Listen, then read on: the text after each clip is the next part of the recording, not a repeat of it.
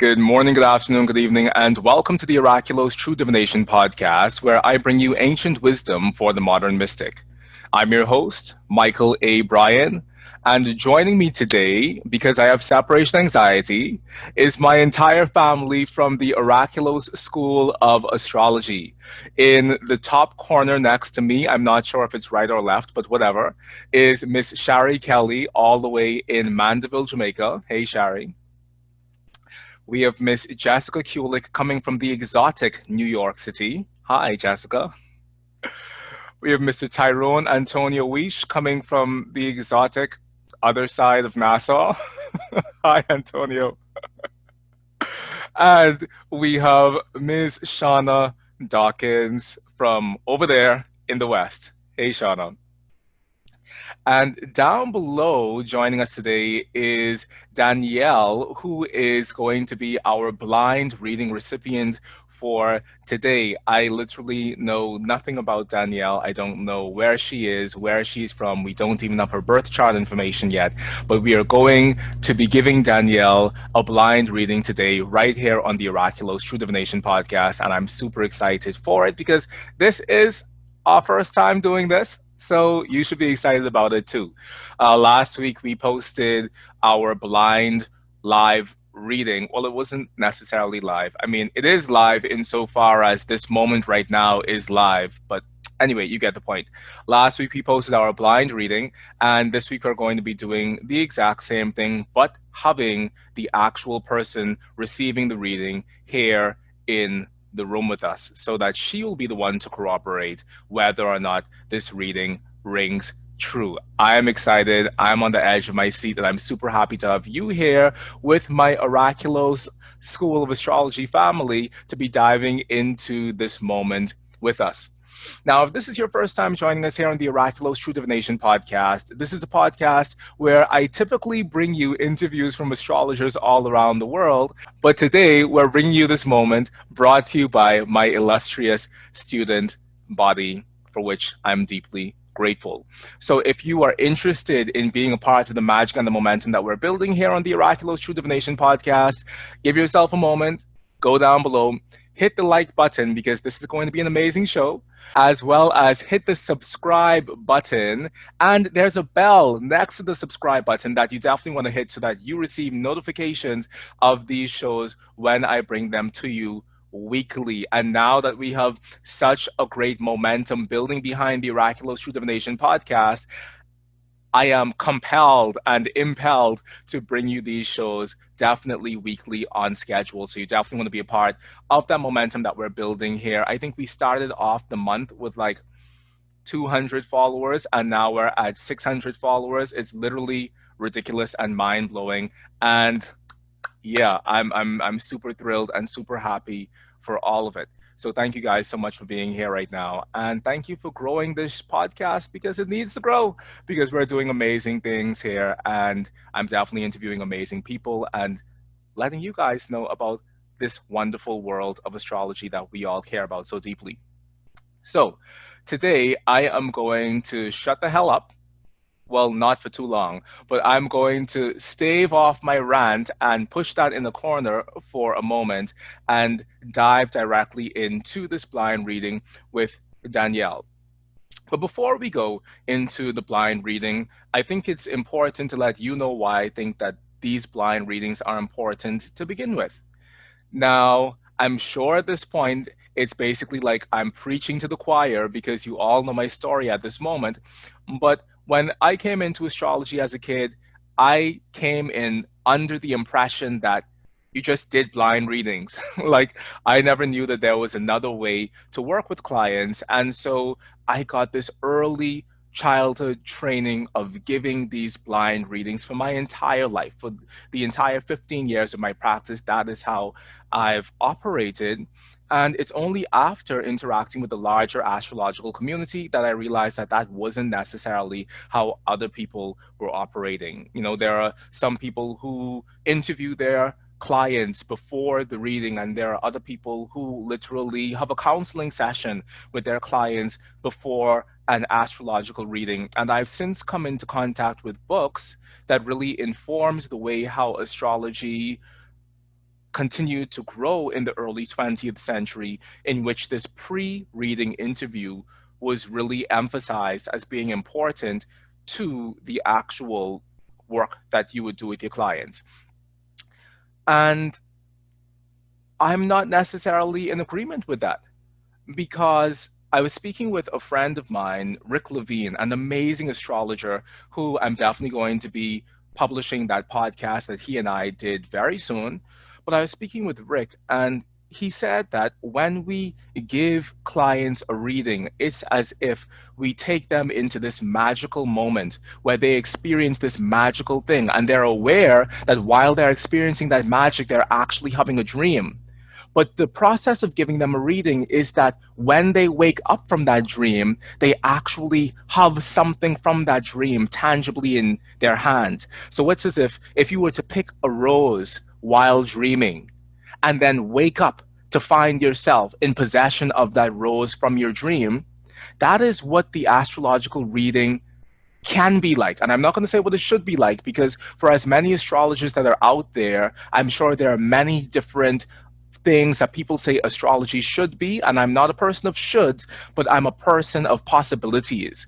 And so for me, the possibility of getting an astrological reading, very much like what Rick said, is this possibility of taking someone into the experience of something non-material, taking someone into the experience of something non-physical, something that is inherently spiritual and numinous within itself, something that has within it the potential of something that's potentially even unspeakable, and allowing them to come back to the mundane realities of their lives in possession of that unspeakable truth. And our astrology, to a large degree, operates in that way. And for a lot of us who have been practicing astrology for 5 years, 10 years, 15 years, 50 years, however long, we oftentimes take this aspect of our astrology for granted, because within our own lives, we see the evidence of astrology working each and every day, that we take it for granted that, hey, we're actually practicing something that is inexplicable.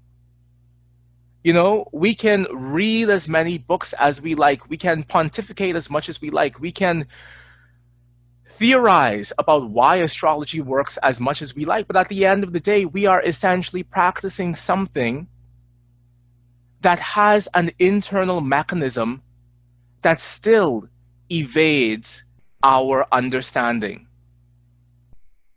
It's not supposed to work. Like, it's not supposed to work. It's not, there should not be a correlation between the random birth of me here on this earth and the disposition of the ambient or the disposition of the sky at that moment that I was born. There is no direct causal link. It's not supposed to work, but yet it does. And this, for me, is the inherent magic of astrology, the fact that even beyond our ability to even remotely explain the mechanism behind astrology, it continues to work. And so for me, I am less enthusiastic about these theoretical discussions that go on within the astrological community about how astrology works and what system works better than which one. And I'm less inspired by all of that, and I'm more inspired by this fundamental question of, does it work? And if we've come to the reality and the conclusion that it does work, what things work best? Because for me personally, with my entire life of giving readings, I mean, giving readings was literally how I subsidized my university education in Jamaica. Like, I got $50 from my parents a week. I want you to realize I got $50 from my parents a week to like live and thrive and have a life while in university. And I am a person with big ideas and big dreams, and I like to travel. And I was traveling back and forth between Mandeville and Kingston 3 times a week, and I had to pay for that out of my pocket. And I did that by giving readings. This is largely how I created not just a living, but also a life for myself as a teenager in university. And as a person who has come largely into my adulthood as a practicing astrologer, I can't make a living off of 75% accuracy.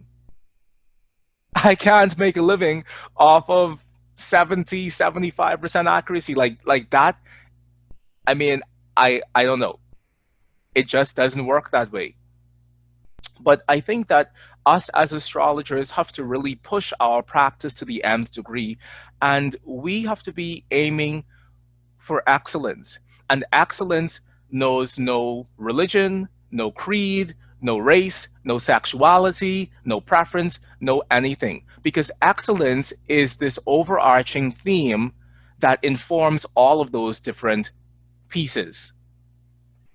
So if we're aiming for excellence in astrology, I dare say it doesn't even matter whether or not we are practicing an astrology that's rooted in a specific moment in time. And I know that I'm going to get blasted for this because I am very much a rigorously trained traditional astrologer, but I also have a very deep connection to movement within our methods and our techniques within astrology. So I'm very much interested in embodying the astrology of tomorrow, which may not necessarily have the greatest amount of fidelity to the astrology of the past. And I think that that's completely okay because things change. Things change. The way how we use telephones today in the 21st century is very different from how we use telephones 100 years ago, which is still very different from how we use telephones 10 years ago or even 20 years ago. Like, we have been taking these quantum leaps in terms of our society as a whole, and I don't think that it's a correct approach for us to be fossilized in one moment in time in any aspect of human development. And I think that our astrology is also the same way. And while I am deeply indebted to my rootedness in the traditional techniques, which is what I'm going to be displaying today in terms of this blind reading, and which is what I'm going to be displaying, period, in terms of these blind readings that I bring you, the 21st century and even the 20th century have still given us so much in terms of advancement within our astrological practice that I think it would be remiss of us to miss out on the opportunity to take part in the unfolding of the astrology of tomorrow. So it's on that basis that I unapologetically present the methods that I present here, which are both at one point deeply, traditionally, classically rooted, but also rooted in the vision of futurity. Because as astrologers, we too should be rooted in the vision of futurity, because essentially at the core of what we do is this concept of prediction, and prediction is fundamentally based in the vision of tomorrow. So if our astrology isn't actively partaking in that vision of tomorrow, then what are we doing? Okay, that's enough of my rant. I'm going to hop down off of my soapbox, and poor Danielle had to sit here through all of that. But we are going to dive in right now into giving Danielle, oh, there goes Jessica Kulik. Okay, but we are going to dive in right now into our blind reading of the chart of Danielle, a person who the only thing I know about her is the fact that her name is Danielle, and she has subscribed to the Oraculos True Divination podcast. She's done it. You should too. Whoa, that was corny. Okay, let's dive in. Okay, children of the corn, unmute thine selves.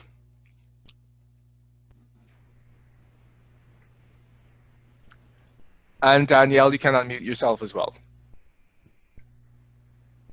I wasn't sure if I was a children of the corn. Today, Danielle, you're definitely a child of the corn. Great. Okay. All right. So here we have the chart of Danielle, and we are going to start this chart interpretation in the same way that we did the last one. I'm not going to go into as many of the details as we did in the last blind reading. If you want to know the reason why I do certain things, please go and look at the last astrology masterclass that I posted. But as always, we begin at the ascendant because the ascendant is the point at which the soul of the person meets material existence. And the ascendant is essentially called the lagna or the lagan in Vedic astrology, which means that which ties the soul down. So our first considerations begin with this ascendant. Secondly, two planets in the ascendant. Thirdly, to planets aspecting this ascendant. And fourthly, to the ruler of the ascendant. So let's begin, shall we?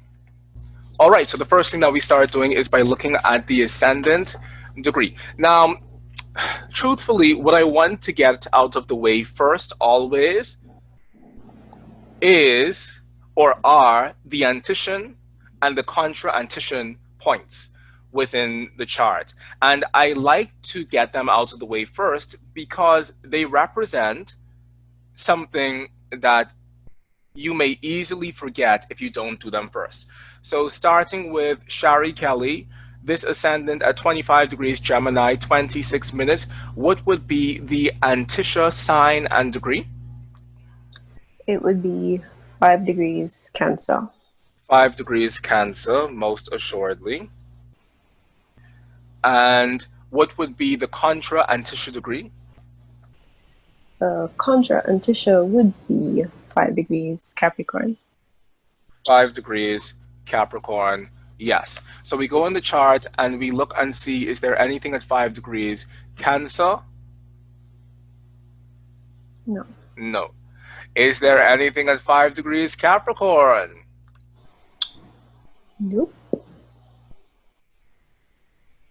Do you see my eyebrows? No. I see Chiron at 6 degrees. I see Chiron at 6 degrees as well. What is the orb that we give to that Antisha or contra Antisha degree? 1. 1 degree. 1 degree. So for me, this is Chiron contra Antisha, the ascendant. So I'm going to write that down. First of all, on my paper, I write down the degree of the ascendant. So it's 25 degrees Gemini, 26 minutes. And then after that, I'm going to make a note of this piece with the Chiron being at the and then after that, I'm going to make a note with this piece of the Chiron being at the contra Antisha degree to that ascendant. And because I'm not sure what the symbol for contra Antisha would be, I'm just going to write C/A. So we have Chiron, C/A for contra Antisha, the ASC. Okay, so I have that written down.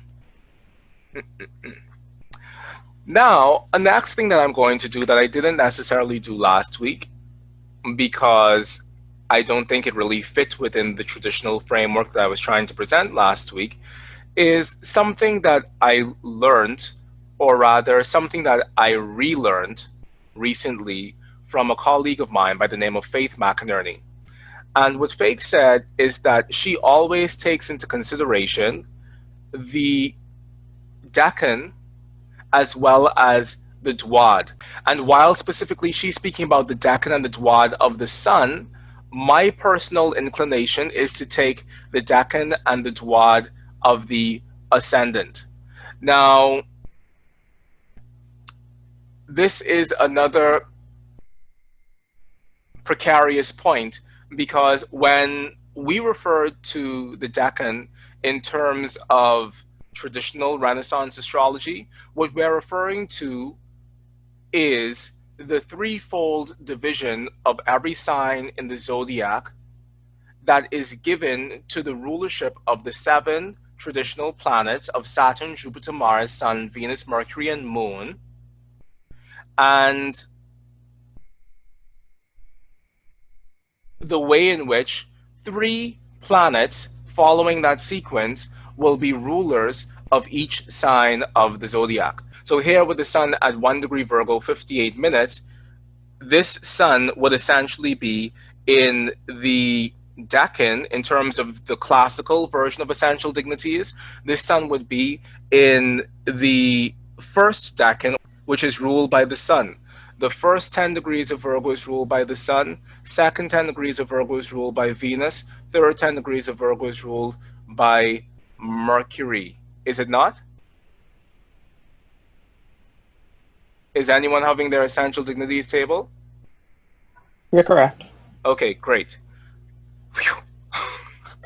So first 10 degrees of Virgo is ruled by the sun, second 10 degrees of Virgo is ruled by Venus, third 10 degrees of Virgo is ruled by Mercury. So here we see that she's born in the portion of the Virgo decanate in relation to her sun that is ruled by the sun. That's what we would be thinking about from a traditional astrology perspective. However, there is another perspective of looking at the decanate that also has its root in antiquity, that is the Vedic perspective. And from the Vedic perspective, you would take each sign of the zodiac, insofar as we're looking at the decanate, you would take each sign of the zodiac, chop that sign into 3 divisions of 10 degrees each, and the first 10 degrees of that sign would belong to that sign. The second 10 degrees of that sign would belong to the other sign in that same element. And then the third 10 degrees of that sign would belong to the other sign in that same element. So here we see that the sun is in the first 10 degrees of Virgo, which means that the sun is in whose decanate? Virgos? Precisely. The first 10 degrees of the sign is the decanate of that sign. Do you see? So the sun here is in the first 10 degrees of Virgo, which means that the sun is in the Virgo decanate. Then the second 10 degrees of Virgo would be the other sign in that same element, which would be what sign? That'd be Capricorn. Capricorn, precisely. So the second 10 degrees of Virgo would be Capricorn. And then the third 10 degrees of Virgo would be belonging to who? Taurus. Most assuredly. So here we see that Danielle is born with her sun in the first decan of Virgo, which is belonging to Virgo. So she has sun in Virgo in the first decan of Virgo, which belongs to Virgo. So already we see that Danielle has a very Virgo sun, is it not?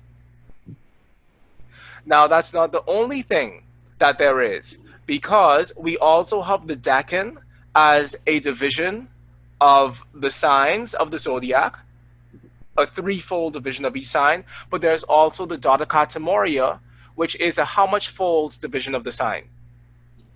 12. Precisely, we have the dodecatomoria, which is a 12-fold division of the sign, and the dodecatomoria, or the Dwadashamsa chart, is what we in the West call the Dwad chart, or the Dwad of the planet.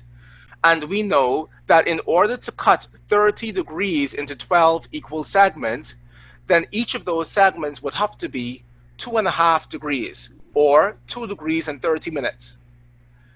And this concept of the 12-fold division of the sign is one that works in the same way that the decan works. You see? Because in the decanate rulership, we have the sign that that planet is in ruling the first decan of that sign. Do you understand? The Dwad works in the same way, which means that the first 2.5 degrees of that sign is going to represent the sign that that section is in. Does that make sense to you? Yeah. So therefore, Shauna, this sun is in 1 degree Virgo, 58 minutes. Whose Dwad would the sun be in? Or which Dwad would the sun be in? Virgo. Precisely. The sun would be in the Virgo Dwad. So for Danielle, she has sun in Virgo sign, sun in Virgo decanate, and sun in Virgo Dwad. Oh my goodness gracious. Because we are dealing with a Virgo of a Virgo of a Virgo. Do you see? Now, I thought I was a Virgo of a Virgo of a Virgo, but Danielle is a Virgo of a Virgo of a Virgo because of those considerations. I have an elementary question. Ask So- your elementary question. Is Decan and face basically interchangeable or no? Decan and face are interchangeable.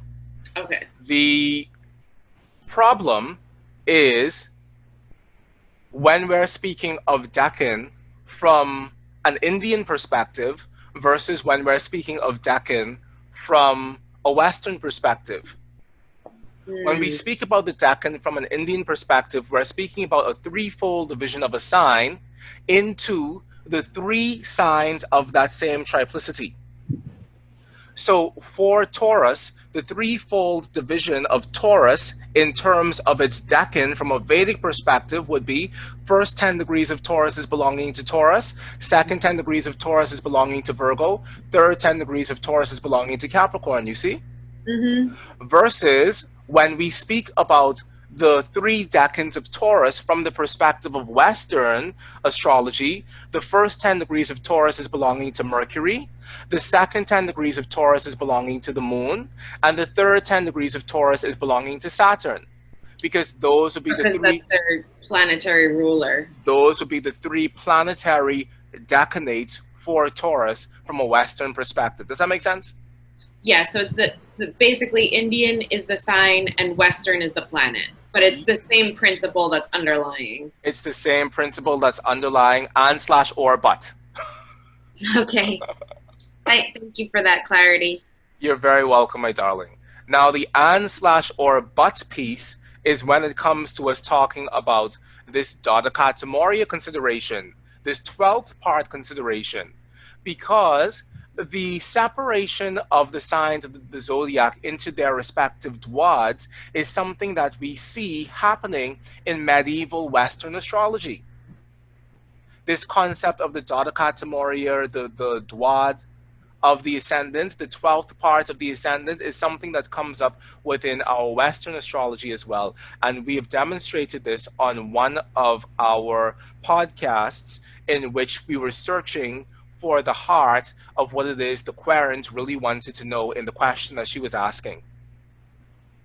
So here we see a crossover of concepts that are both Eastern in origin as well as Western in application. I personally haven't seen the use of the decanates in terms of first decan, second decan, third decan, all being the three different signs of that triplicity. I haven't seen that used in Renaissance or even medieval Western astrology as much as I've seen the Dwadashamsa chart or the 12th part of the Ascendant used within medieval and Renaissance astrology. I can be wrong. I'm not assuming to have a full survey of this field of astrology insofar as these divisions of the signs are concerned, but I haven't seen the decan used in the same way as I've seen the dwads used, you see? Okay, so that being said, Danielle would have Sun in Virgo, in the Virgo decanate, in the Virgo dwad. So it's a Virgo, Virgo, Virgo. It's a triple threat Virgo, yes? Now, that is how my dear friend Faith would go about that, looking at the decan and the dwad of the Sun. For me, I feel as if it is more up my alley of astrology to look at the decanate and the dwad of the Ascendant, because in traditional astrology, the sun isn't having the same amount of oomph as it has in modern astrology as being a piece of singular importance, you see? So whereas in modern astrology, the sun would be taken as the singular point of the self, in traditional astrology, that's not necessarily the case. In traditional astrology, the sun and the moon are important insofar as they are luminaries, and they're important because of that. But the sun in particular doesn't assume this role of superiority as it does in the 21st century, which I think is really important for us to know.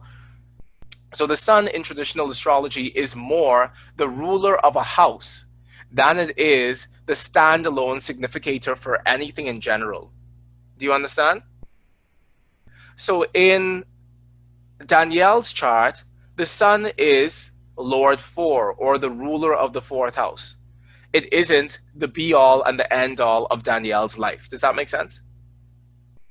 When we go into a chart in search of the self from a traditional perspective, who are we really looking for? Lord 1. Lord 1, the ruler of the ascendant. And Moran has another theory about this, which is something that we also find in Renaissance astrology, which is that the planet that is locally placed or terrestrially placed within a house is going to be of greater importance to the affairs of that house than the planet that actually rules that house. So if there were indeed a planet in this first house, then that planet, by Moran's estimation, would be of greater importance as a signifier of that person than the planet that rules that house. And I spoke about this again last week, that if you were a tenant of a house, or if you were a tenant of an apartment, while yes, the landlord has the final say in what goes on in that apartment, you rule the day-to-day affairs of that apartment by your presence there. Do you see? So, I throw it to you, my darlings. Is there any planet that is terrestrially placed within this first house? No, Why not? because Uranus is in the second house by the 5-degree rule. Uranus is in the second house by virtue of the 5-degree rule. Most certainly. So therefore, the first house is essentially an empty house, which means that our next consideration is going to be aspects made to the cusp of that first house. But before we get there, I realized that I just did an ass-backwards job of speaking about the decanate and the Dwad, because now I would really like to look at the decanate or the Dwad of the ascendant. So the ascendant is at 25 degrees Gemini, and we know that the first 10 degrees of Gemini would belong to Gemini itself. If we were to follow this decanate concept, this Vedic concept, the first 10 degrees of Gemini would belong to Gemini itself. Then the second 10 degrees of Gemini would belong to which sign? Libra. Libra. And then the third 10 degrees of Gemini would belong to which sign? Aquarius. It would belong to Aquarius. So she is born with Gemini rising, but in the Aquarius decanate. You see? Mhm. Now, the Dwad is a less easy thing to eyeball, but it is a rather easy thing to remember if you just remember that the first 2.5 degrees of a sign belongs to that sign. That means the first 2.5 degrees of Gemini would belong to Gemini. Second 2.5 degrees of Gemini would belong to the sign after Gemini, which is Cancer. Third 2.5 degrees would belong to Leo. Fourth 2.5 degrees would belong to Virgo. And then you go around in that manner. However, there's an easier way to do that. Thank God for technology, which is we can go to the Vedic chart option here in Solar Fire. Now, you know that I would prefer that you memorize everything, but because we did not do this piece last week, I'm going to show you how to find it in Solar Fire, just because I think that you should know. And also for our listeners and viewers out there who have never done it before, you should also know. So I'm going to minimize the chart. I'm going to pull my darlings over here to this side. Then in your chart option in Solar Fire, you go down to Vedic, which is this one. And then we have the chart, her chart, Danielle's chart already highlighted. And as you can see, I don't even have to do anything. It's already on the D12 chart, the Dwadashamsa chart there.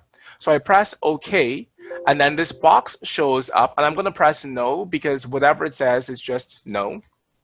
And here I now have her D12 chart showing up.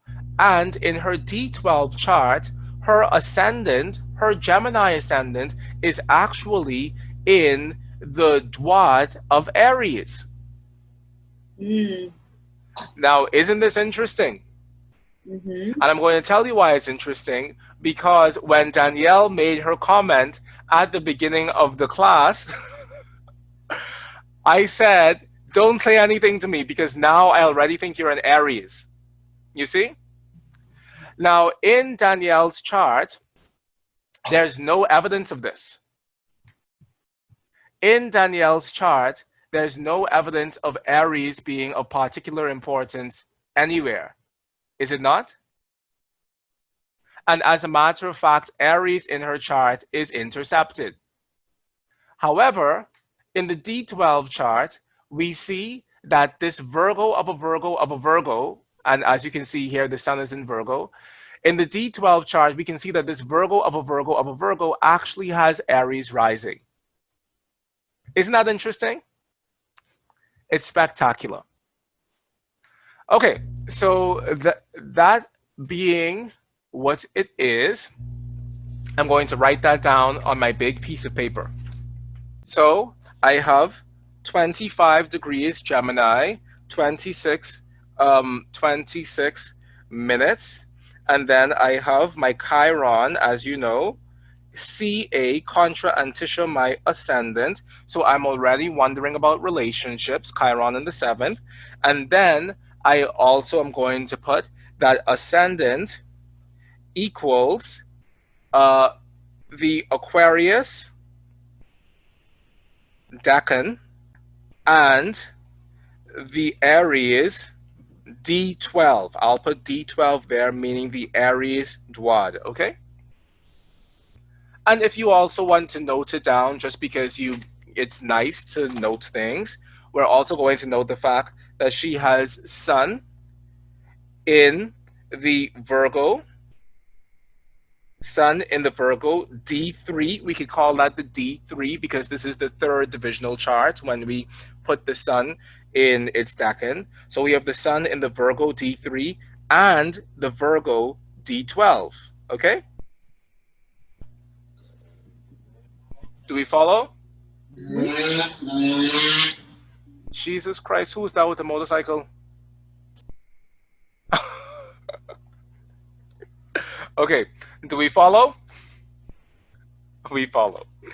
Okay, now, so we've knocked out the major pieces. Now let's take a look at all of the major aspects occurring to this ascendant. And Jessica, you're up, assuming that there isn't another motorcycle that's about to drive past. Now, Jessica, you're up. Okay. Okay, so you know that how we do rapid aspect spotting at Oraculos is how, Jessica? We look at the degree of the sign, and then we zoom around the chart and look for any degrees that are either exact or as close as possible, usually within a limit of 7 degrees. Well, we'll chop off that 7 degrees piece for right now because before I even do the 7 degree situation, I'm looking for things that are within, I dare say, 1 to 3 degrees of that degree that I'm holding on to. So I'm holding on to that 25, which means the immediate degree that I'm really looking for is going to be 24, 23. But I'll take what I can get, okay? So let's hold on to 25, Jessica, and zoom around the chart. Tell me what you see. Okay, so holding on to 25 degrees Gemini, I see right away a trine with the moon. Moon is 23 degrees Libra, present in the 5th house. And okay, well, let's just pause just for the sake of doing things in a structured manner. the first thing that you should have seen would have been, by the number itself, the first thing you should have seen would have been the fact that which planet is having a number close to 25 already.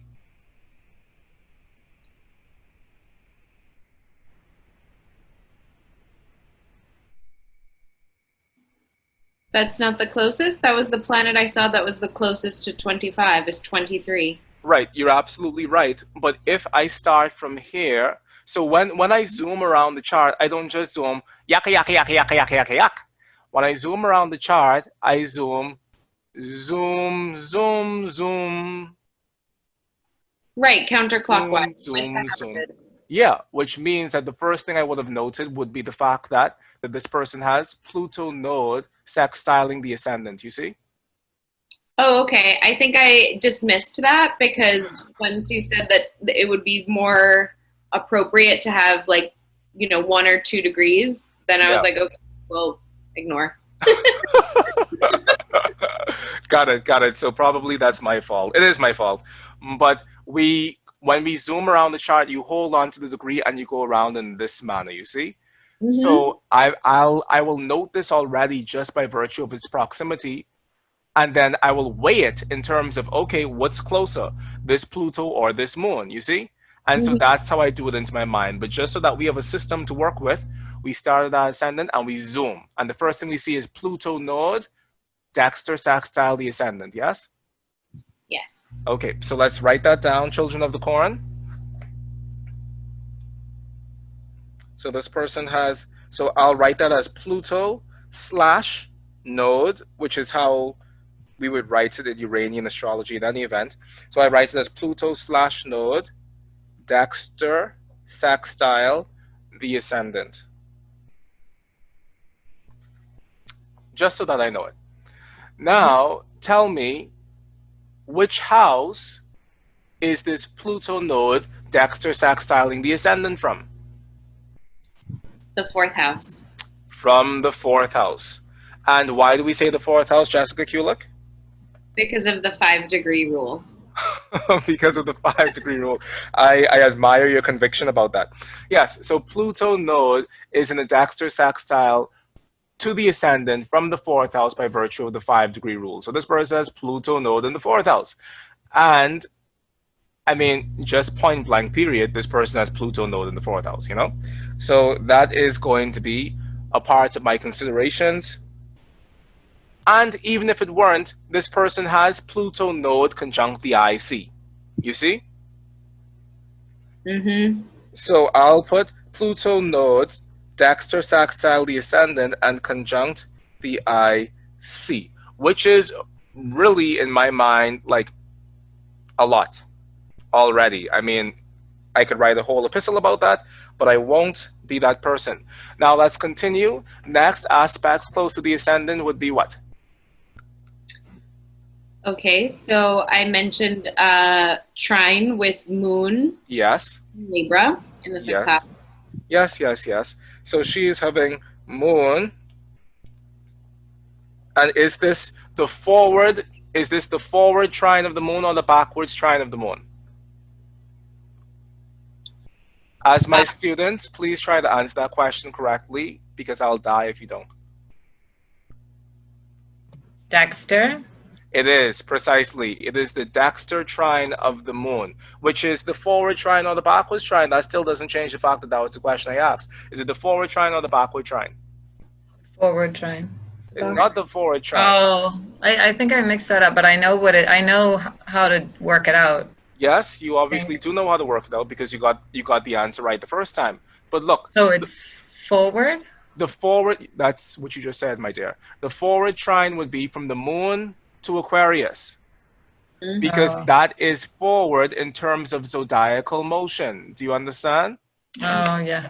So this isn't the forward trine of the moon. This is the backward trine of the moon, which would be the Dexter trine, okay? Mm-hmm. Okay, there we go. Thank you. So we have the moon is in her Dexter trine to the ascendant. Okay. So I write that down. But what's also important for us to note is that this moon is picking up that Neptune. Because from Neptune to the moon, we have 4 degrees, yes? So I'm going to put moon/Neptune in that Dexter trine to the ascendant. Got it? Okay, good. Which is really important because moon Neptune is going to be really important in the life of this person, as we will come to see. Now, the next piece is I continue zooming around the chart. I see 28, but from the time I see that it's 28 Scorpio, I know that what?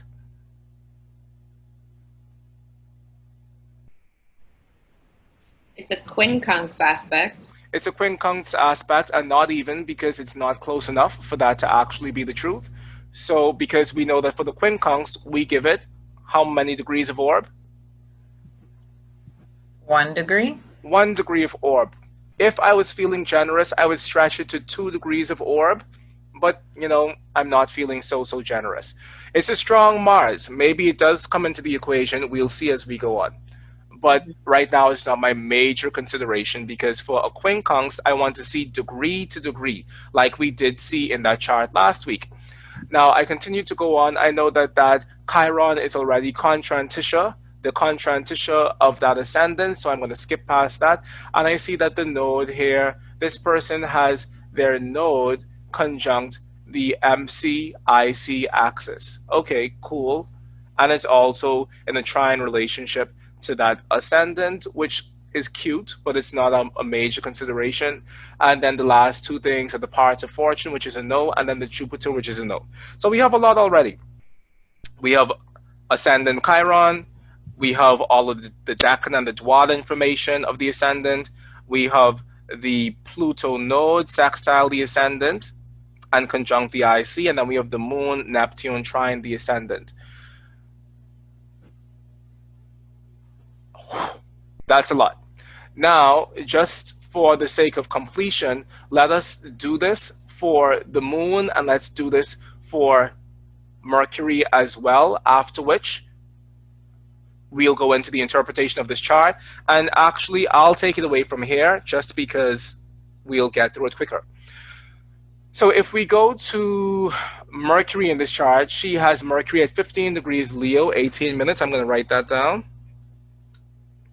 So we have Mercury at 15 degrees Leo, 18 minutes, which means that the antishya degree of this Mercury is going to be Taurus, is it not? Yes, because Taurus is the antishya sign to Leo. So we're looking for 15 degrees Taurus. We zip around the chart. Anything at 15 Taurus? No. So the contrantishya degree of this Mercury is going to be 15 degrees of Scorpio. We look for 15 degrees Scorpio, and the answer is also no. Yes? So we have that out of the way. Now the next thing that we can do is say what aspects are occurring to this Mercury. We have the Mercury is in a wide sextile to the ascendant, which, you know, it's a little bit too wide for my liking. But here we have a situation where Mercury is actually in aspect to its own domicile, which is going to be a good thing. So I put Mercury wide sextile ascendant. Then the next thing that I do is I zip around the chart holding on to 15, seeing if I can find anything at that 15 degree point. So that Mercury, we have Mercury is pulling in this gaggle of planets in Libra. We have Mercury in his sinister sextile to Saturn. Yeah? It's sinister sextile to Neptune. And by virtue of the Mercury being in aspect, such close aspect to that Saturn and Neptune, and the moon has already drawn in that Neptune in terms of the ascendant, I'm also going to put Mercury in aspect with that moon by way of Neptune. Does that make sense for you all? Because the Neptune has already become personalized by virtue of its connection with the moon, and also by virtue with its connection to the ascendant by way of that moon. So that Neptune drawing in that Mercury as the chart ruler is only further confirmation of things that we already know. Make sense? Okay, so Mercury sextile Moon. This is a sextile full chart. Quite interesting. Continuing to rush around the wheel. Mercury is in a wide square to Mars. I'm not going to consider that. Not in the slightest. Not right now. Maybe at another point, but not now.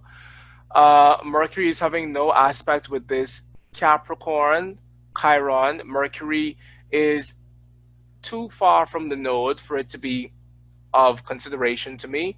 Mercury is too far from the parts of fortune, but the Mercury is picking up that Jupiter, yes? So we have Mercury square Jupiter. So at last, a square. Yep. Great. So that's Mercury's Dexter square to Jupiter. So those are our Ptolemaic aspects with the Mercury. And now we'll quickly do the same thing for the Moon. I'm sorry that this is taking so long, but this is what I would do in any event in this sort of chart work. So we go to the Moon, and we have the Moon at 23 degrees Libra. We know that the anticial degree of that 23 Libra is going to be 7 degrees of Pisces. Anything at 7 Pisces for her? Nope. And then we know that the contra-anticial degree of that is going to be 7 Virgo. Anything at 7 degrees Virgo for her? No. So that is the Moon. We already have taken into account the Moon Neptune, so we don't need to repeat it here. Now, we hold on to that 23 of the Moon. We see the Moon already draws in the Ascendant. That's cute. Moon and Neptune, we already have that piece. Moon, Saturn. We'll see. We'll see if there's another Saturn story being told before we say that this person has Moon Saturn, because it is really ridiculously wide. That's 11 degrees between the Moon and Saturn. So we're going to just put that on the shelf for right now. Continuing to run around the chart, starting from the Ascendant, we have that Moon, Moon Uranus. Okay. We have the Moon Uranus, which is closer than the Moon Saturn, yes? Because the Moon Uranus is going to be, what is that, 6 degrees? So we have the Moon Uranus by square. This person has Moon square Uranus. Now that's interesting. And that Moon square Uranus might be a gateway to us getting to any Moon Saturnism that we may have gotten to previously, okay? Anyway, so this person has Moon square Uranus, and continuing to run around, we have Mercury, we got that already, Node and Pluto. I didn't write that down, but we already have Node and Pluto integrated into the Ascendant, so we could just run past that in the spirit of brevity. Sun, no. Venus, Venus is also going to be a no. Moon, Mars is also going to be a no. Moon, Chiron is a no. Moon, Node, not really necessary. Moon, yeah. So the answer is no. Our main consideration is the Moon Uranus in this, and everything we already said about the Moon Neptune. Okay? So we're done. We're done with all the traditional Ptolemaic stuff. Now, I know in my mind that 25 degrees of the mutable signs is going to equal 10 degrees of the fixed signs. So I rush around and see, does she have anything at 10 degrees of fixed? 10 degrees of fixed, the answer to that question is no. That would have been the Ascendant. I'm going to do the same thing for Mercury. I know that 15 degrees fixed equals, this person has Mercury on the Aries point, because 15 degrees fixed equals 0 degrees cardinal. Remember we spoke about the cardinal, the 0 degrees of the cardinal signs last class? This person has their chart ruler on the Aries point. So I'm going to put next to that Mercury, which I'm not sure why I didn't see it before. Mercury equals the, you could just put the glyph for Aries. Mercury equals the Aries point. Mercury equals the cardinal axes, which means that that person's Mercury is pulled out into the world, because anything that is in aspect to the cardinal point, which is 0 degrees Aries or 0 degrees of any of the cardinal signs, is going to be pulled out into the world. So this person has Mercury equals Aries. Now that's interesting. that's about it for that. And then the final thing that we're going to do is we're going to do the same thing to the moon. The moon at 23 degrees of cardinal is going to equal 8 degrees mutable. Anything here at 8 degrees mutable? And the answer to that is a blazing no. So, my darling hearts, after all of that, we're now ready to begin interpreting this chart. Whew. It only took a lifetime.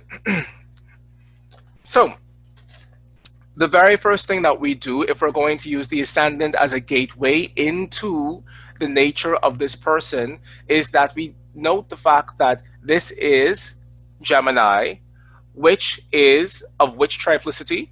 Air. Air. Precisely. Gemini is of the airy triplicity. Of which quadruplicity? Mutable.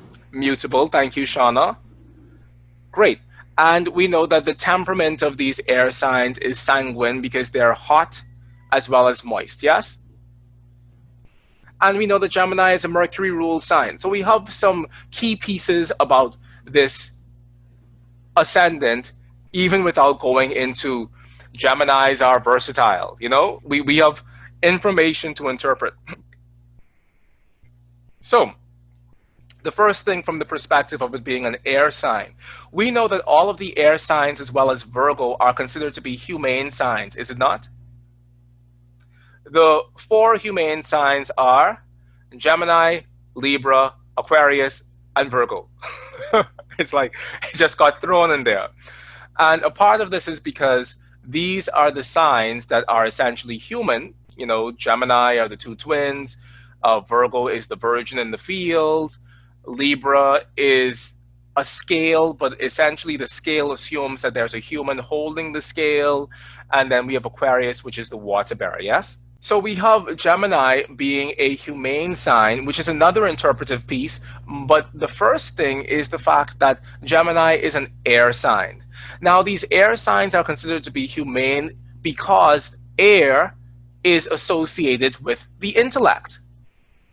Air is associated with acts of intellection and cognition. That is what air is, point blank, period. Air, metaphysically, has always been associated with the discriminating faculty or the rational faculty within a person. And in order for us to have any rational faculty, we have to have this connection to the mind and to mentality in a way that air signs have naturally built within them. There is something about air signs that is internally mental, that's driven by acts of intellection, and that's driven by this concept of learning and creating connections by virtue of the things that it learns. There's this thing about the elements where water goes down and fire goes up and the earth just stay there, but the air spreads. And that spreading nature of air is a nature that allows air to create connections and a nature that allows air to create points of contact, points of broad general contact with the world around them, which is something that air signs need in general. They need to have broad general contacts with the world around them. Now, Gemini being the most mercurial of the air signs, insofar as it's ruled by Mercury, has potentially the broadest connections with the world around them, because there is something inherent within the Gemini being a Mercury-ruled air sign that causes it to flit, F-L-I-T, that causes it to create many light points of connection with its environment. And that can be light points of connection with people. That can be light points of connection with subjects. It wants to know a little bit about everything. It wants to know a little bit about every subject. This is the air nature of Gemini modified by Mercury. Do you see? Because Mercury in and of itself does not have anything intrinsically that makes it want to sit still. That's not a part of the nature of Mercury. Mercury is not analogous with sitting still. So Gemini, being an air sign, already has this volatility of nature within it. It has to move, it has to discover, it has to explore, it has this as a fundamental part of its operating system, being air ruled. And then when you add on top of that, that is not just air ruled, but also ruled by Mercury, we have the sense of the Gemini being a most erratic of the other air signs. Libra is an air sign, but it's ruled by Venus, and Venus is slower than Mercury. Venus has something about it that is internally, inherently more stable than Mercury as a planet. Even if just by speed, even if we only took the speed as consideration, Venus is a little bit slower than Mercury. So Venus isn't going to be so deeply inclined to the rapidity of movements that Mercury is, you see? And Aquarius is a fixed sign. I mean, just from the perspective of Aquarius being a fixed sign, we know that there is something internally stabilizing or stable about Aquarius. But not just that, it's a fixed sign ruled by who? Saturn. It's ruled by Saturn to hell.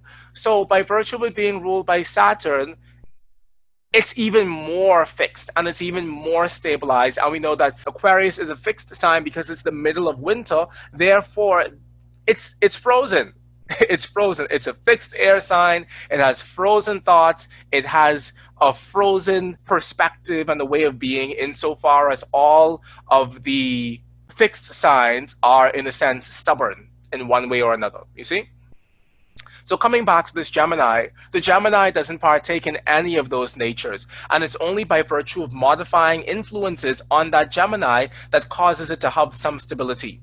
So here we see that the Mercury ruling that Gemini is in Leo, which is a fixed sign, so that gives something in the nature of a stabilizing force within the life of this person. But Gemini in its pure Gemini state is, erratic might sound judgmental, so let's not use that word, but it is fleeting, it is quick moving, it is always on the verge of discovery, it is always on the verge of moving around, because that's just the nature of the Gemini person.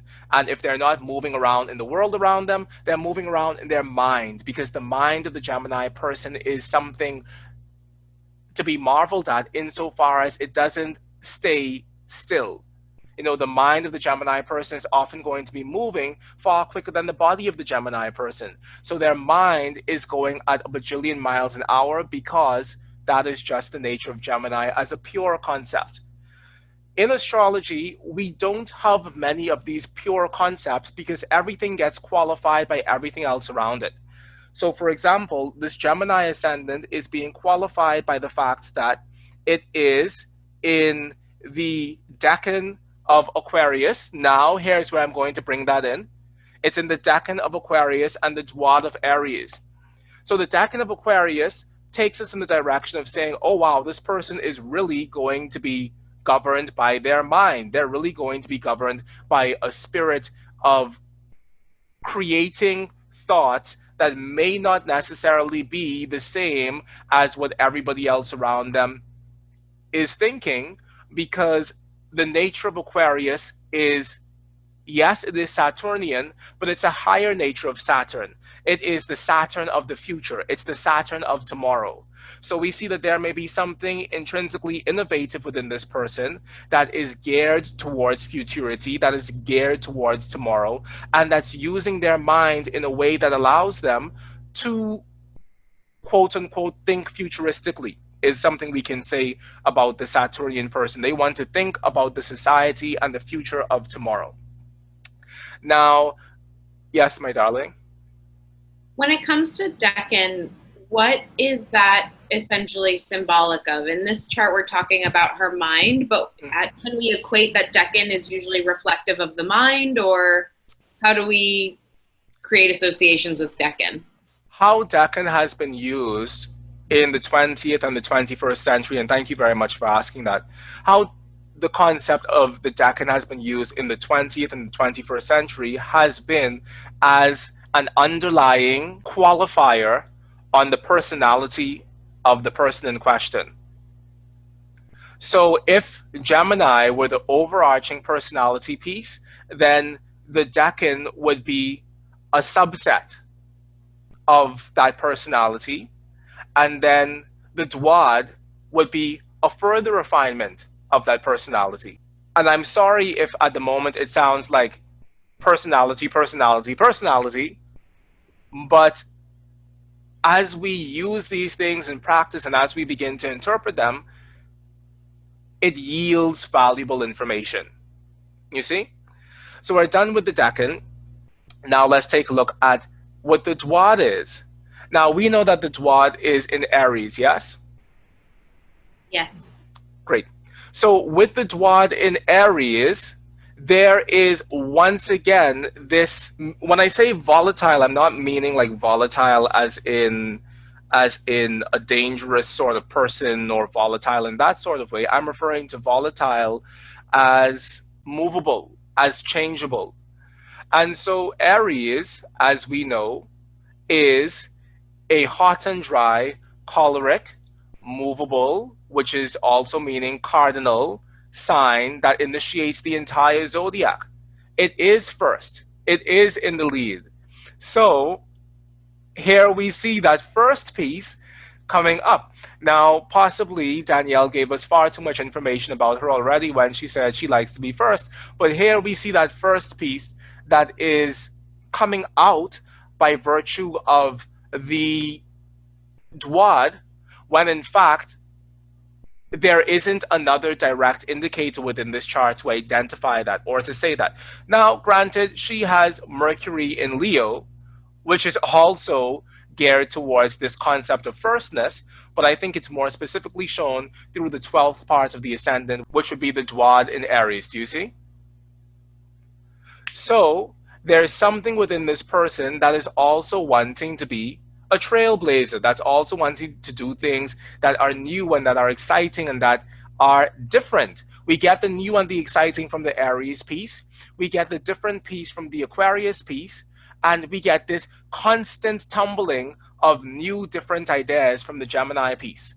So if I had to synthesize the rising sign, as well as the decanate, as well as the Dwad into one stream of cohesive information, I would say that here is a person who is heavily in their mind, who is living in the world in a very mercurial way, insofar as she's interacting with a lot of people, she is moving around within her community, she is making these general connections with many different sorts of people because that's what stimulates her and that's what turns her on. And she wants to do things within a group that potentially has the ability to see society differently than it's currently being seen, which would kind of be the Aquarius piece. The piece of seeing a new society, not necessarily breaking apart society, which is what, you know, people who say Uranus rules Aquarius would say. They say Uranus ruling Aquarius wants to break apart society. But for us as traditionally trained astrologers, we know that Saturn is the ruler of that Aquarius. And so the Aquarius isn't necessarily about breaking apart society. It's about revisioning society. So we have a person who is able to cast a broad web of connections within her environment by way of her mind, who wants to revision society. And she probably wants to do this. There's probably something within her that wants to do this in an independent, self-motivated sort of way, which would be the Aries piece. So that is how I integrate the rising sign, the decanate of that rising sign, and the Dwad of that rising sign. Now, the next thing I think that we should do, just because once again acknowledging our debt to traditional astrology, is we should take a look at who would the term ruler of this ascendant be. And at 25 degrees Gemini, the term ruler there is going to be 25 up until 25 of Saturn, which means this is in the term of Mars. Oh! Children of the Corn? This is in the term of Mars, is it not? In Gemini, Mercury is ruling up to 7 degrees Gemini. Jupiter is ruling up to 13 degrees Gemini. Venus is ruling up to 21 degrees Gemini. Saturn is ruling up to 25 degrees Gemini. And Mars is ruling up to 30. Is it not? Thank you. I was waiting for Shauna to nod her head because I saw Shauna look at the book, then look at the screen, then look at the book, then look at the screen, as if she was trying to tell me I was wrong.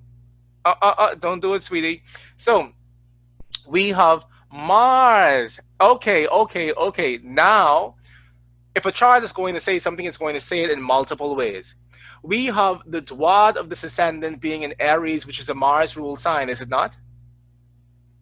And now we have the term of the ascendant being in the term of Mars. Do you see?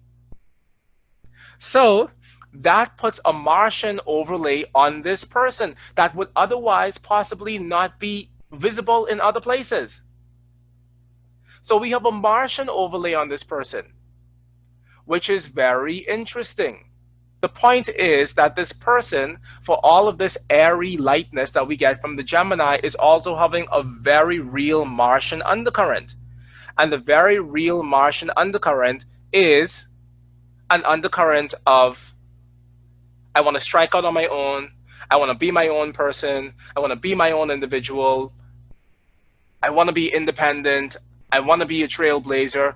Those are all Martian things. Now, how that person actually articulates that within the body of this chart is going to be quite interesting, because in this chart specifically, there are things that seem as if that may not necessarily be the easiest thing in the world.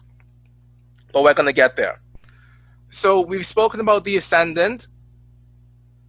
Now, the next thing that we do is Pluto node sextiling the ascendant and conjunct the IC.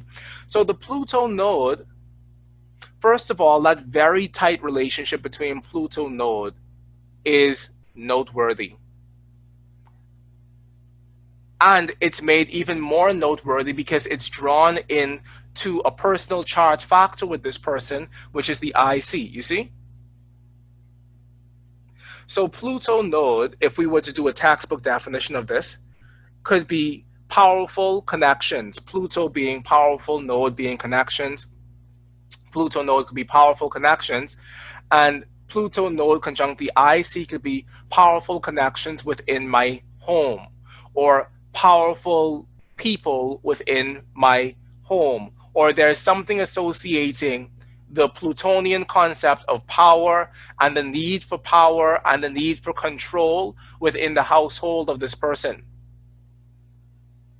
So that has me thinking. Pluto with the ascendant says that there is something within me that feels as if I can contribute to society in a powerful way.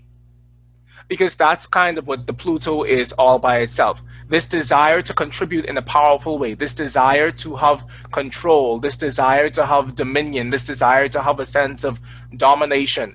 But it's a nice, cute sextile. So it isn't as severe as if this were to be a square. It's not as severe as if this were to be a conjunction. But it says there's something deep within me that's deeply passionate and that wants to create transformation within my environment. Because the ascendant isn't just the body of the person, but the ascendant is the environment that you're born into. So there's something within me that wants to create transformation and change within my environment. It's what we see with Pluto ascendant. Now, Pluto, if we were to skip over to Uranian astrology for a second, this Pluto conjunct the IC is just as significant as if this Pluto were conjunct the MC, and the MC within Uranian astrology is the me, the I, the person. So Pluto conjunct the MC, or Pluto equals MC, is I desire to have great power within my environment. I desire to create great change within my environment. And we have to ask ourselves why, because you can't just say something without qualifying it with a why. And the why is going to be where this Pluto is placed, you see? The Pluto with the IC says, I desire power within my household, I desire power within my environment. But the fact that Pluto is in the 4th house gives us an idea as to why. Is it because this dichotomy between the powerful and the powerless was a part of my story? Is it because I came into a situation, or I came into a world of overwhelming powerful influences by my environment? I came into a world where there were overwhelming powerful influences within my household, within my home, and by virtue of those overwhelming powerful influences of things that I couldn't control, once again Pluto being things beyond our control, is it as a result of that I've chosen, or my life now demands me to find a sense of power? My life now demands me to find a sense of rigorous power within myself, rigorous power within the world, because I was born into an environment that probably denied that to me, or I was born into an environment where I was probably sat on by my environment, because that's kind of what Pluto does. Pluto, like I described last week, is like a hurricane. When a hurricane comes through, it sits on you. And it sits on you, and it sits on you until it's done what it has to do, and then it moves on, you see? So inevitable forces beyond my control impact my home and household as a child growing up. And inevitable forces beyond my control impacts the connections that I create within the world Pluto node. And this becomes a part of my fundamental story within life. What were you going to say, my dear Jessica? I just have a question about some of the refining we're doing around the Ascendant, the MC, and the IC. Mm-hmm. So you mentioned that Ascendant is body of the Ascendant and the environment you're born into. The MC is the I, the person, and the IC is the environment. So would it be fair to say that the MC is kind of like what people see externally, since that's the high point? It's not even necessarily how you see yourself, but how others see you? Mm-hmm. Mm-hmm. Okay. But pause. The MC is the highest point of elevation within the chart, is it not? Yes. So that's why the MC is a place of recognition. It's the place of profession. It's a place of visibility. That is the person who you go out into the world. The person who you are becoming is going to be represented by that 10th house. Okay. Because that's where people are going to interact with you. Yes, we could say that, oh, the Ascendant is the mask that you wear within this world, but that MC is going to be the thing to which you reach. When people say reach to the stars or reach to the sky, what they're really referring to is that we should be reaching towards our MC, because our MC is essentially a place of culmination. It's also called the culmination degree. But when we look at the MC and the IC axis, what we essentially have to acknowledge is a continuum. You see? Mm-hmm. Because it's an axis. So whereas the IC is where I'm coming from, the MC is where I'm going towards. Okay. Thank you for that distinction. You're welcome.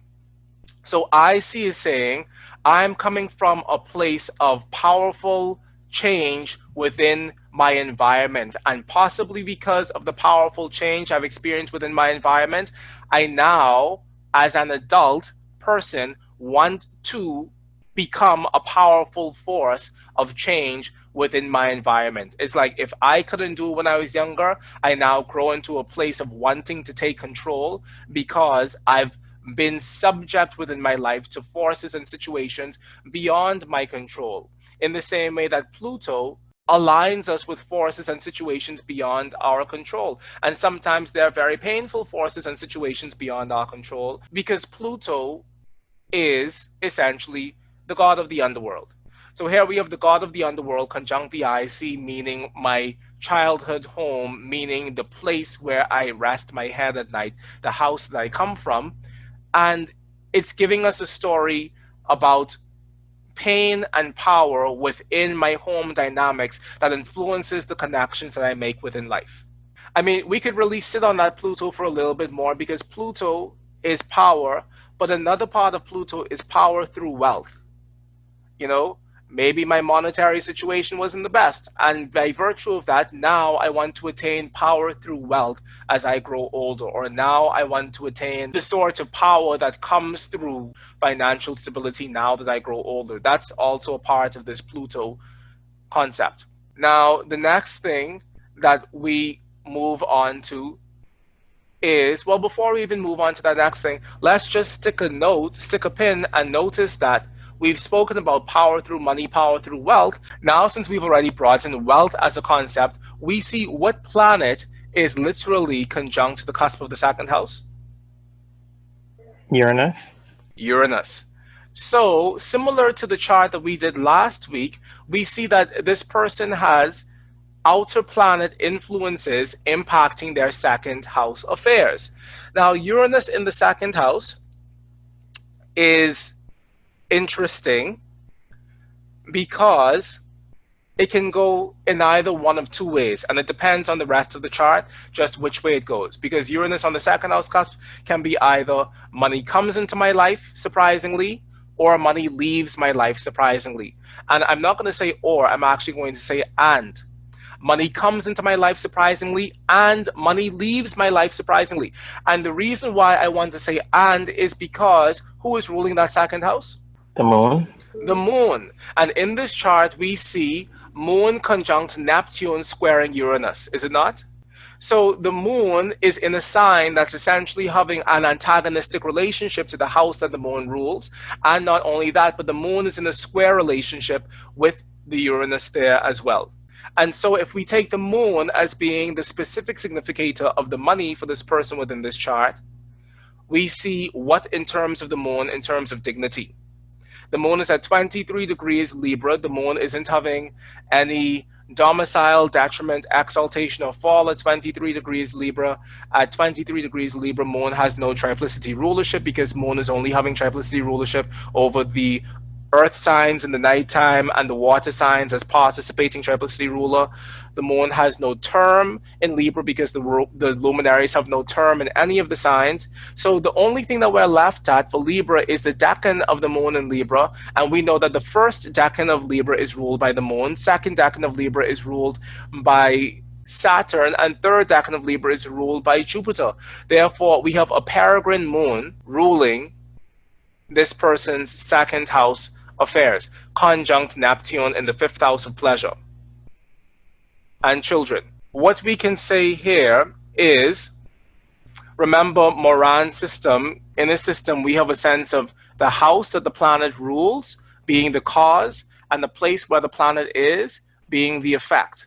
So here we have cause and effect, yes? Okay, so does anyone want to take a go at this cause of the second house leading to the effect of the fifth house here? I will. Okay. So it could be maybe children or pleasure, things that the person enjoys doing could be a cause of unexpected money coming in and out. Okay, that could be one thing. But remember, we would start with the cause here, and then this would be the effect. So the money would be the primary cause that leads to the effect here, you see? So how could you reframe that, putting money as the primary cause? In other words, my money Being fluctuating in and out could be a cause for maybe things that I enjoy, or it could be having to do with children in the fifth house. Okay, awesome sauce. So how I would qualify that would be by saying that the state of my finances, or my relationship to my finances, leads to me having idealistic visions of what my finances can accomplish, moon Neptune, yeah? And I'm possibly spending my money here in the house of my pleasure and children. So is it that money is fluctuating as a result of children? I mean, which, come on, everybody's money fluctuates as a result of children. But what is it that ties in the state of finances and the fifth house is a question that we're going to put on the back burner for the time being. But it's really interesting there. Now, we've come to this moon Neptune, and we've already said that the moon is trying the ascendant and the Neptune is also trying the ascendant. So here we have a bit of a conundrum, because the moon Neptune is square the second house of money, which shows fluctuation of money, but the moon Neptune is trine the ascendant, which is a positive thing. So is it that though my money fluctuates because of my idealistic spending of my money, I'm still benefited by it because of the trine to the ascendant? Or though I have a potentially Uranian and unstable relationship to my coin or to my money, and that causes me to spend my money idealistically, moon Neptune, I'm still benefited by it. Or at the end of the day, I still am always in a place of financial well-being because of the moon and its relationship to the ascendant. It's really interesting. We're going to come back to that. But another thing in terms of the moon with the ascendant is that if we take the moon as the general significator for the general public, as in people in my environment, in mundane astrology, the moon represents the vox populi, the voice of the people, or the people themselves, you see? Do people come to me because they feel as if they're going to be taken care of? Is this moon ascendant situation, moon trine the ascendant? I support the people support me, moon trine ascendant. I support my household supports me. I support my environment supports me, moon trine the ascendant. Now, in all of that, I still have idealistic visions about the people in my environment and about my relationship with them. Because moon Neptune is a sense of idealism, a sense of hopefulness. It's a sense of, I see relationships within the world, I see relationships in general, and there's something that I idealize, and there's something that I want to attain within my life because I'm in love with the concept of love. I'm in love with the concept of relationships and of being around other people and of being connected with people. And I find a very large portion of my life taking place in my larger interactions with others. It's like I am inextricably linked with others. And I may even go out of my way to accommodate others because of moon Neptune. Moon Neptune is, I can see other people's points of view. I can idealize and sympathize with other people's points of view, and therefore I may go out of my way in order to accommodate my relationships with others because there's a part of me that's always willing to give other people the benefits of the doubt, or there's a part of me that's always wanting to make reference to the collective, which is also a piece that we see with the moon in Libra. The next thing that we're going to do is I want us to just stick on the shelf for a second the fact that we've said that this is a person who may be a caretaker of others, or this is a person who others may turn to for care and support. And we've noted already that this person has Chiron in a contra antitia with that ascendant in the 7th house. So is it that I'm taking care of my partner? Is a question that I have with Chiron and contra antitia to the ascendant. Because the contra antitia, as we know, is akin to an opposition. And Chiron, as we know, is an asteroid that represents wounding or healing, or the wounded healer as a concept. So am I taking care of my partner? Chiron in the 7th, in contra antitia to the ascendant degree.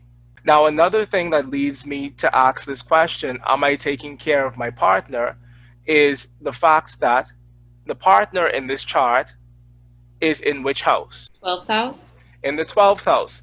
Now, this is the 12th house for Danielle, but it would be which house for the partner? 6th house? The 6th house. Precisely. It would be the 6th house for the partner. So, does my partner need taking care of? or does my partner need to be taken care of? Am I taking care of my partner? Is a part of my service to humanity fundamentally serving or standing in a place of healing for the person who I'm in a relationship with, you see?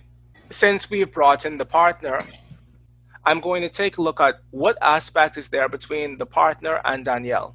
Are we considering Danielle herself as the ascendant or as Mercury? We're considering Danielle herself as Mercury. Square. It's a square aspect between Danielle and the partner. Now, this is interesting because let's just see, is it a square with reception? Mercury isn't in the Jupiter sign, Jupiter isn't in the Mercury sign, so we know that it's already out of the equation. Mercury is 15 degrees Leo, so it's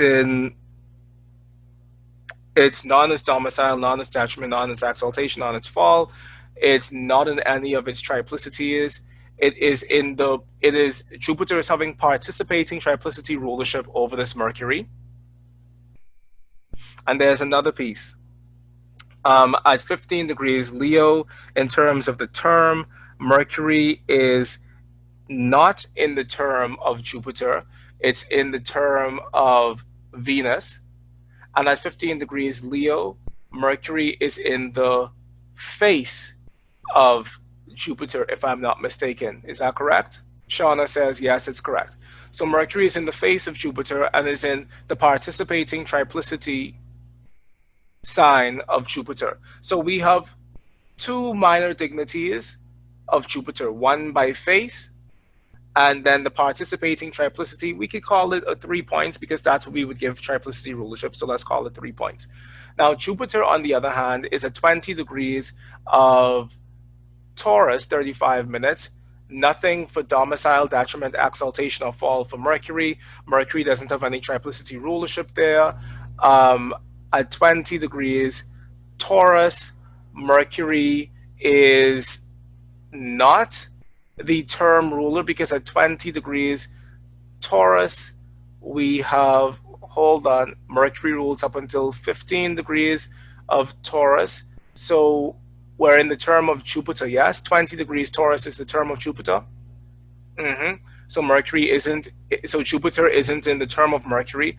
And at 20 Taurus, Jupiter is in the face of Saturn because it's 2035. So there really isn't at all a strong sense of reception between Mercury and this Jupiter, and Mercury is applying to a square of that Jupiter, i.e. the partner. So is there, in the words of William Lilly, a sense of wrangling and jangling between the partners? Between Danielle and her partner, who is in her own 12th house. Now we know that the 12th house is the house of hidden enemies. So is it that the partner becomes a hidden enemy, or is it that the search for a partner becomes a hidden enemy for this person? Now, why would we say that piece, that the search for this partner potentially becomes a hidden enemy? Is the fact that we've already said that Moon Neptune has idealizations about its love relationships. It has idealizations about the relationships it has with others in the world, yes? So if there's already a sense of idealized relationships to the world around me, and if there's already a sense of kind of bending over backwards in order to hold space for others around me, does that put me in a situation, or has that put me in situations within my life of having to, one, not only be the caretakers of my partner, and I say caretakers because of the Moon Neptune being a caretaker signature, also Chiron in the 7th, Contrantisha the Ascendant. So have I not only been placed in positions where I've had to be caretaker of my partners, but also have I been placed in positions where my partners have not necessarily worked to my greatest benefit? Now I'm going to throw it to you all. Which houses does this Jupiter rule? Because it doesn't only rule the 7th. It also rules the house of hopes and dreams, which is the 11th house. Now, if we were to do cause 7th house, cause 11th house, and effect partner in the 12th house, what could, let me just make sure of something. Yeah, we're good. If we were to do cause, effect in the 12th house, what could we say about this chart? Jessica, I'll give it to you since you were the one who answered. My hope and dream of having a partner or having a love relationship may actually be a point of my own self-undoing. I would have said the exact same words. Is there a fundamental piece of difficulty insofar as the relationship to this person is concerned? Now, we have other fish to fry, so we move on. I want to talk about the parental axis. So the 4th house will represent dad in classical astrology, and the 10th house will be mom, yes? So dad in this chart is the sun in Virgo in the 4th house. Now, the sun doesn't necessarily have any major strength in Virgo other than the fact that the sun is in his own Decan in Virgo, but he's in the 4th house, saying that there's a strong influence here of dad in the house. There's a strong influence here of dad in the household. Now, the other thing that we can do to see whether or not this is factual is take the first triplicity ruler of the 4th house to represent dad. Now, this is a nocturnal chart. So, Shauna, who would the first triplicity ruler of the 4th house be? Jupiter. It would be Jupiter, because this is a nocturnal chart and Jupiter is the nocturnal triplicity ruler of fire signs, and we have Leo here on the 4th house cusp. So dad is in the home having a very strong presence, sun in the 4th, but we also see Jupiter ruling dad as well, and Jupiter is where? In the 12th house. Jupiter is in the 12th house. Now, this just got curiouser and curiouser. We've said that the only dignity that dad has in Virgo is the fact that dad has face rulership. And as we know in the Renaissance, only having face rulership means what? It's like a man on his last gasp. Like a man on his last gasp. Exactly. So dad is a presence within the home. This is a fact. Dad may even be a very strong presence within the home. This is a fact. But the sun in Virgo, in these first 10 degrees of Virgo, isn't really a strong sun. And also, I just want us to acknowledge the fact that the sun at the bottom of the chart is already not the strongest sun. You see? Because the sun at the bottom of the chart is the sun being swallowed by the dragon, essentially. Which says to us two things. One, it says that this person, for all of the contacts that she may make within the world around her, her home may be a very important place for her. Being home and being lost within her home may be a very important thing for her. But specifically as this relates to dad being only dignified by having face here, it may say that there's something about the nature of dad that is potentially strong within the home, but always on the verge of departure. Or potentially strong within the home, but not as strong as we would like for him to be. Then, when we take the Jupiter as being the participating triplicity ruler representing dad in the 12th house, what we see there is dad really the most accessible character? Or is there something about dad that has dad inaccessible? Where's Waldo, essentially? Because remember what I said the last time, if we want to hide something in our chart, where do we put it? In the 12th house. We put it in the 12th house. We either put it in the 12th house or we put it in the basement, which would be the 4th house. And here we see that dad as sun is in the basement of the 4th house, and dad as triplicity ruler Jupiter is in the 12th house. So where is dad? Is a question that we have. Now, this takes me back to the consideration of this person having Pluto so strongly conjunct the 4th house cusp. So, let's see. From 21 Leo to 1 degree of Virgo, that IC would have come to that sun when this person was about 12 years old. But not only would that IC have come to that sun at 12 years old, but also that Pluto would have come to that sun at 12 years old. So is there a significant event that would have happened within the life of this person, a significant Plutonian event that would have happened within the life of this person when she was 12 years old in relation to home and in relation to dad? And does this become a part of why dad becomes inaccessible to us within the 12th house? Once again, this number 12 is coming up, not necessarily saying that it's important, but we see that the IC and Pluto come to the IC, the Pluto, and the node come to that sun at 12 years old. So 12 years old becomes a very pivotal year because the IC, the Pluto, and the node come to that sun at 12 years old. And we see the 12th house also coming into focus by virtue of the Jupiter being there in the 12th house. So is there something that happened at 12 years old that takes dad away from me? Is a question that I would have at this point. Now let's move on. We see that the midheaven is ruled by which planet? Saturn. The midheaven is ruled by Saturn, and Saturn is essentially dignified by being in the sign of its exaltation in the 5th house of children and pleasure. Never mind the fact that Saturn is applying to Neptune, but Saturn is here in the 5th house of children and pleasure, essentially dignified. That would represent mom, would it not?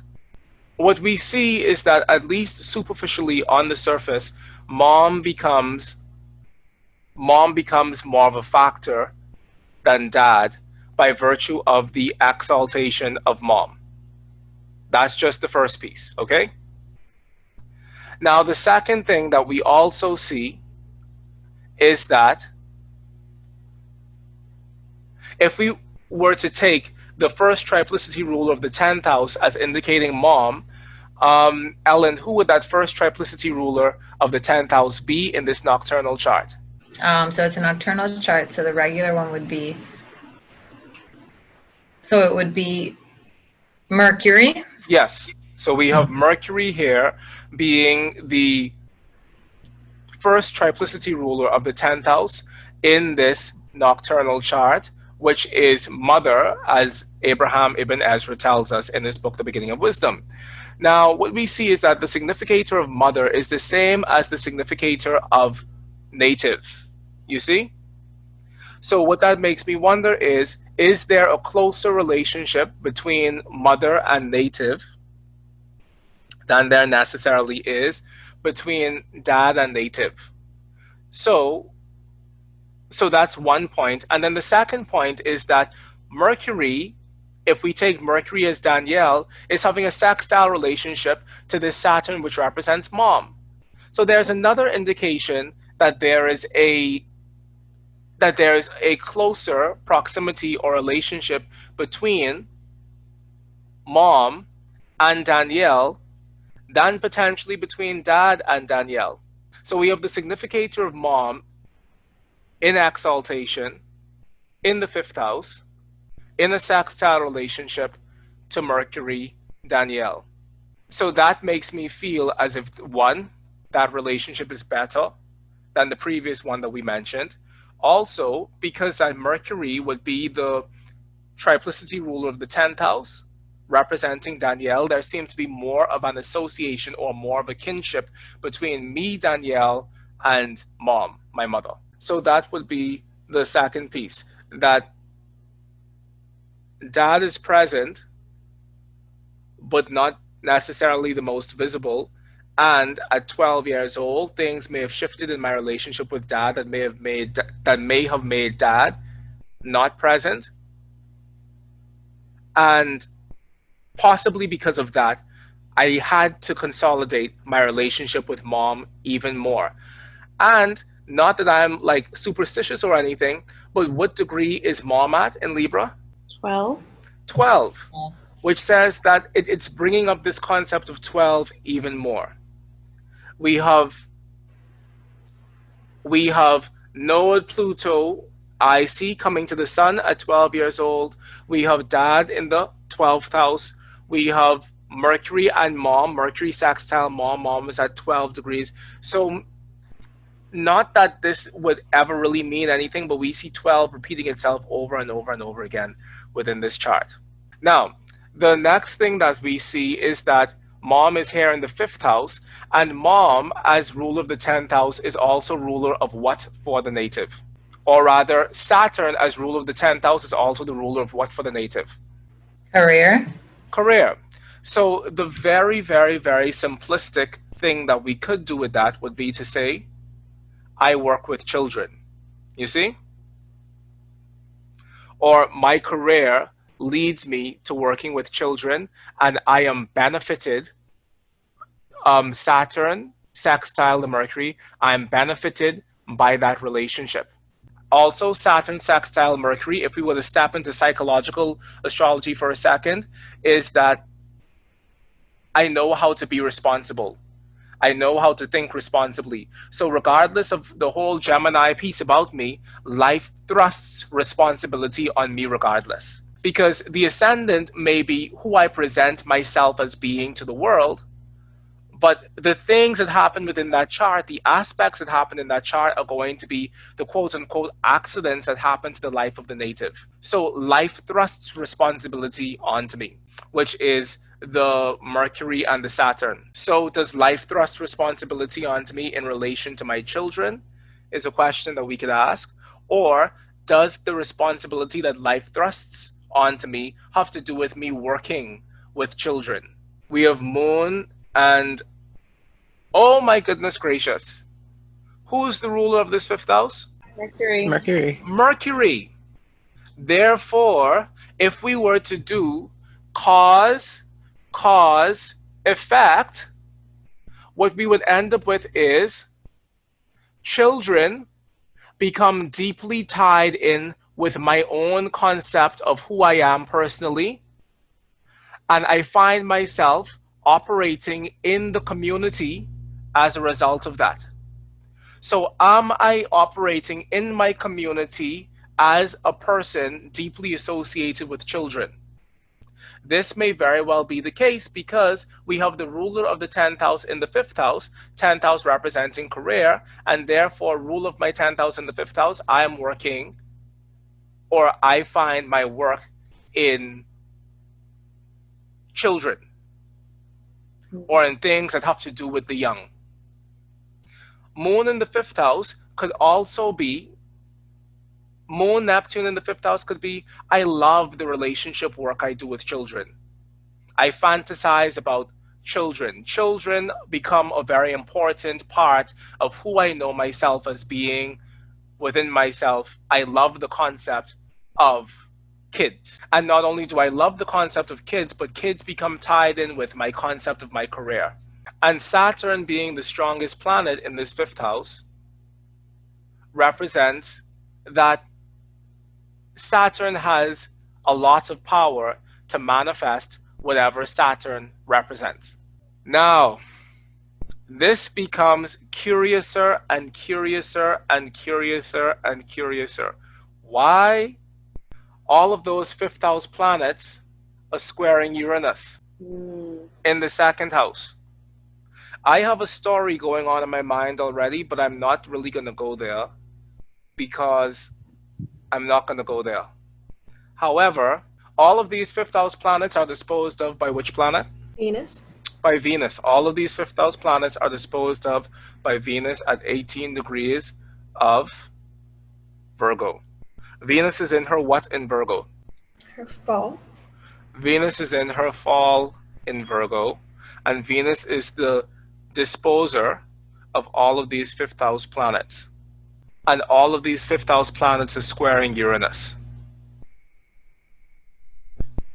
Is there something about my relationship to children, whether that is having children, whether that is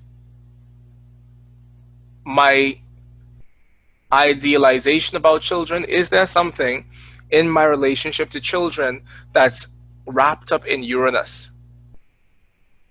which is, last week I said that Uranus breaks things. Like Uranus is Wreck-It Ralph. Have you ever watched that movie, Wreck-It Ralph? So Uranus is Wreck-It Ralph. So what about Wreck-It Ralph is happening in relation to my relationship with children? I'm gonna put that on the shelf. I have some thoughts, but I'm gonna put it on a shelf. We dealt with the fourth house more or less. We said that there were things within the environment that were beyond her control that probably tied in. Pluto, whether we like it or not, Pluto is a planet that represents death and that sort of transformation. So we could call Pluto transformation on a symbolic level, in which case it's like symbolic transformations, but Pluto is literally a god of death and the underworld. So what underworld themes did I have to experience within my household as a child that probably called me or caused me to want to really establish such a great amount of power in my own individual life as I grew older? Now, there's a softness, going back to Danielle from a personality perspective, there's a softness about a person who has Moon, Neptune in Libra, or even just Moon and Libra in general. There's a softness there that may be taken advantage of. And possibly because of that softness that may be taken advantage of, this Plutonian piece comes up and says, hey, maybe I was ran over in my earlier life, and now because of that, I'm taking the power back. And a big part of my thing in life becomes me taking my power back because things within my environment at a very early age robbed power from me. So what we see with Danielle is that there is a sense of needing to take one's power back. And we remember from the Dwad that there's also this other consideration of needing to be my own individual. That somewhere buried deep inside me is this desire to be my own individual person. But if the root of that wasn't really established from my youth, if my youth was caught up in home and house and siblings and community and doing all of these things for everyone and taking care of everybody, if my youth was so deeply caught up with all of these concepts of entanglement in my environment, as I grow older, I may still look at relationships as a point of stability within my life because I probably didn't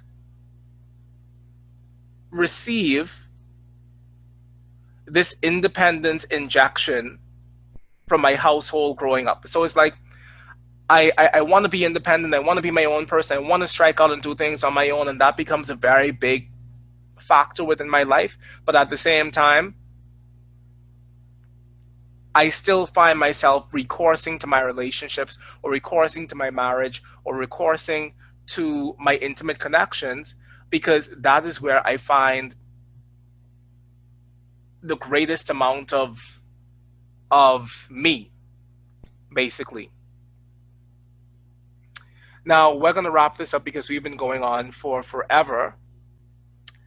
But Saturn is the ruler of which houses in this chart? Eighth, eighth,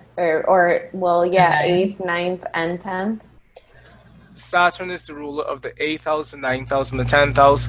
And so the ruler of the 8th house is in my 5th house. And it's exalted there.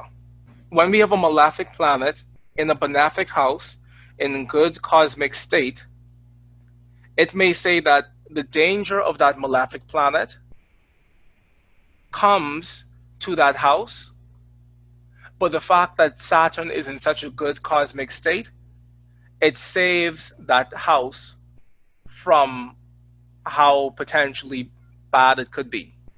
So, is it that at some point in my life I have worked with or been involved with endangered children or children who may have been at risk?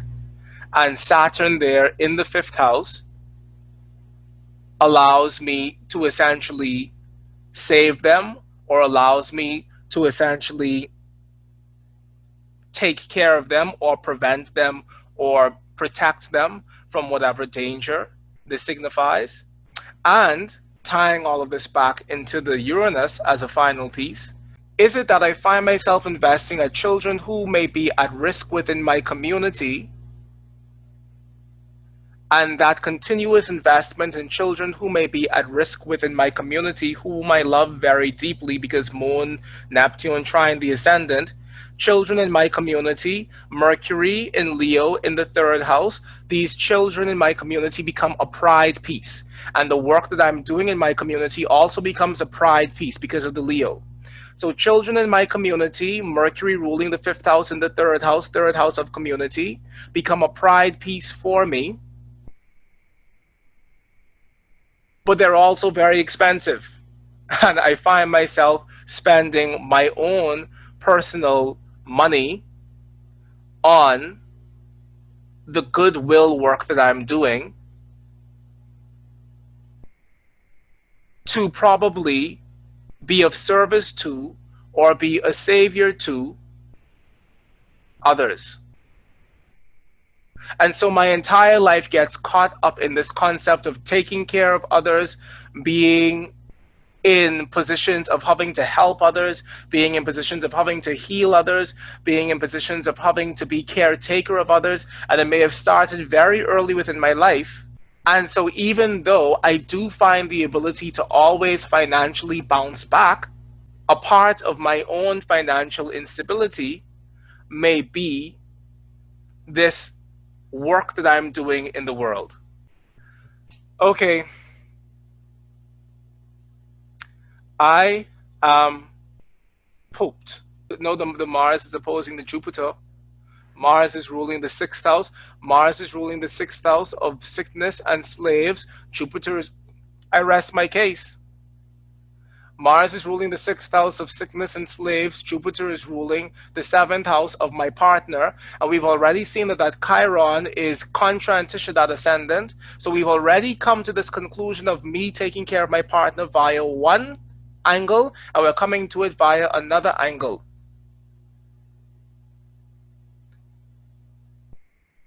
Am I a caretaker who would love the concept of being independent, but life continuously frames me into roles and positions of responsibility that I allow myself? Oh, the rule of the 12th house is in the 5th house.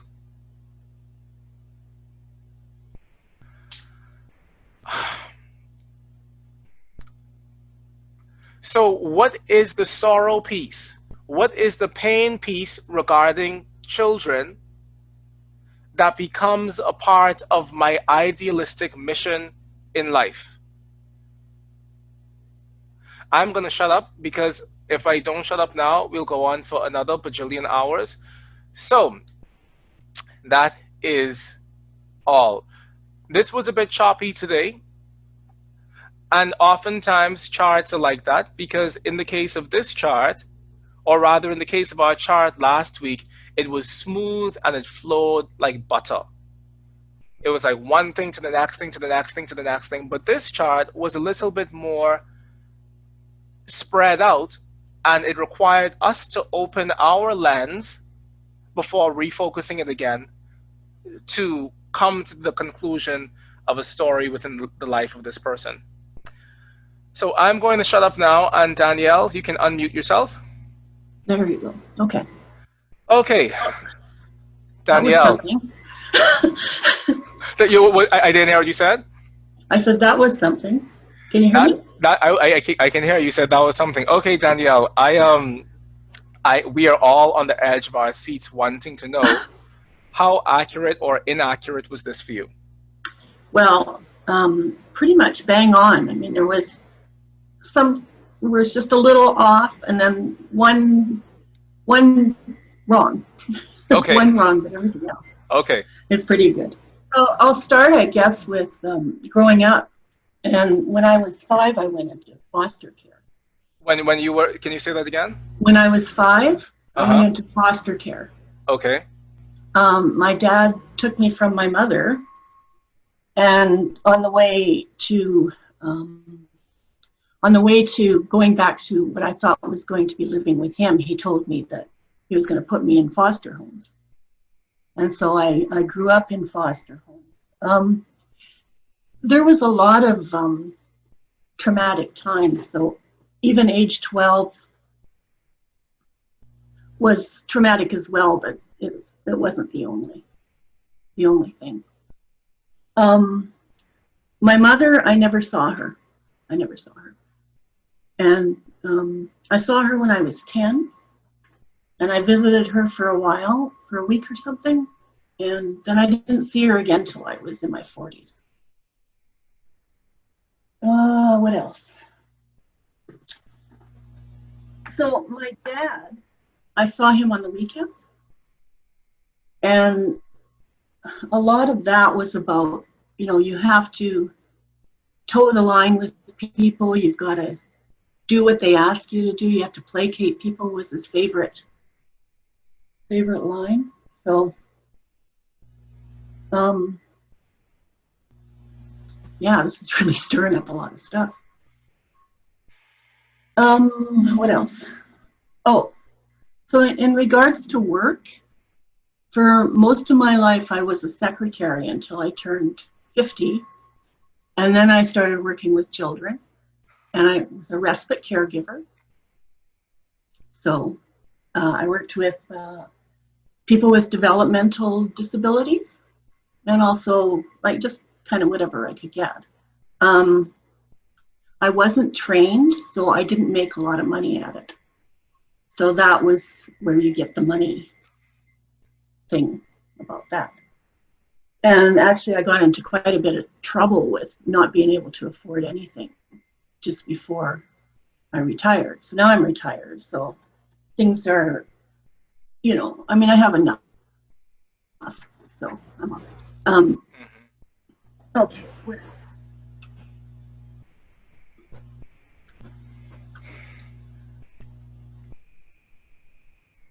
So my dad, like he was very important to me, but it was sort of like this rocky thing going on with him, he just, there was a point where we got to be friends when I grew up and, moved away from all that stuff, but, and then he got Alzheimer's. And so when he got Alzheimer's, he started treating me the way he was treating me before we became friends. And eventually I had to cut him out of my life, right? Married twice. When I was growing up, I was not going to get married. I was not going to have children because I lived in a lot of homes and I saw, what families were really like. And so I wasn't going to do that. So I got married twice and I had one daughter. My first husband was abusive, alcoholic, and I stayed with him for 4 years and had my daughter with him. And then I got away from that and I married another man, and I was married to him for almost 15 years, I think.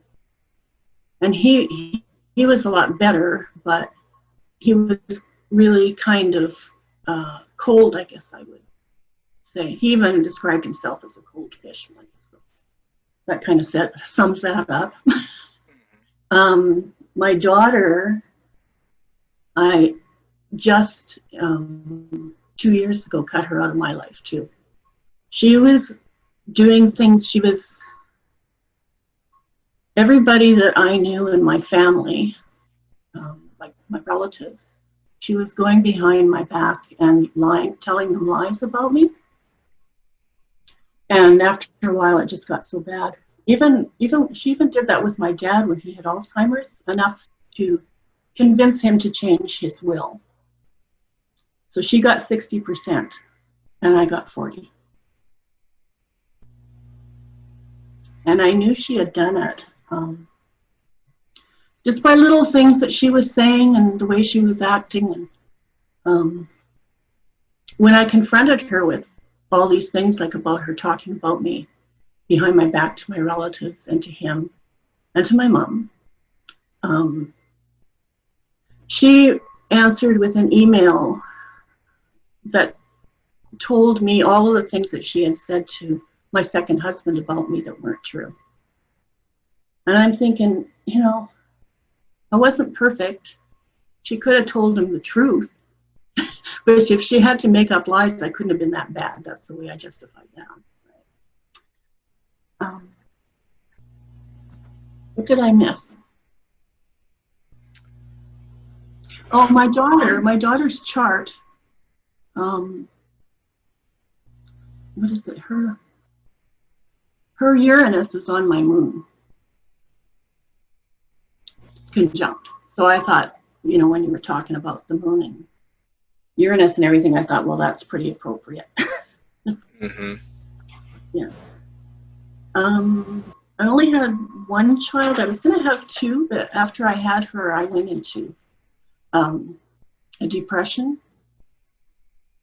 mainly because of what my mom had done, like just let me go, right? Mm-hmm. So. Mm. Wow. Well, I don't think I left anything out, but that Pluto on the IC definitely says it all, right? But it just makes you wonder, you know, like you come in with this chart and it says everything. You know, it says it all. Yeah. Okay, so a question that I'm going to ask you, and thank you so much for sharing that and for being in this space with us and opening up, because it really means a lot for us to hear from you and also to learn through this experience with you. Mm-hmm. Thank you. Yeah, thank you. So the other piece I wanted to ask you was in terms of the Jupiter opposing the Mars ruling the house of sickness and all of that. Were any of the partners, any of the two husbands that you had, were any of them ever ill or sick or anything? Well, you could call alcoholism, I guess. Yeah. Yeah. So something that I want to point out to everyone is the piece with the Jupiter in the 12th house. And I think I would have commented on it that if we do the cause effect situation, we have my partners and my desire, or rather my desire to find partnership or my desire to find love leads to the 12th house. And the 12th house, as we know, is a house of hidden enemies. It's a house of self-undoing, but it's also a house where we interact with very painful lessons within our lives, you see? And but even without us doing that, we kind of could have already have gotten to that conclusion with the Chiron in the 7th house contra Antisha the Ascendant. Because from the beginning, we made mention of, okay, this is Chiron contra Antisha the Ascendant. What's the deal here? Is there what is the wound? What is the wound within my relationships? What is the wounding within my love connections? Is it that I'm taking care of someone? Is it that my love connections are a point of my greatest healing within life? Like, what does that have to do with anything? And I think that's why I wanted to know, or that's why I asked whether or not there was any healing, or were you taking care of your partner, or were they sick or anything like that, because of that Chiron connection. But I mean, based on the story that you've told us, it all seems to tie in.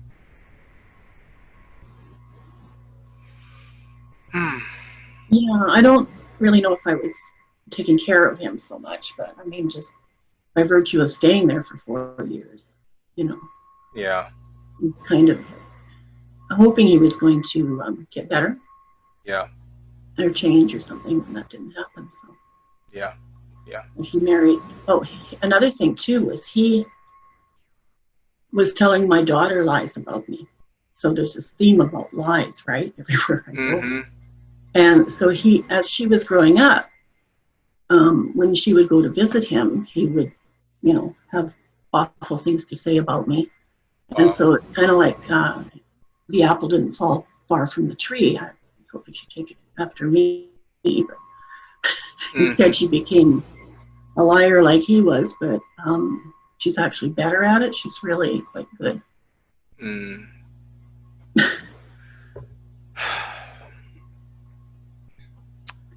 So the joy of taking care of children like that was really the high point of my life, I guess.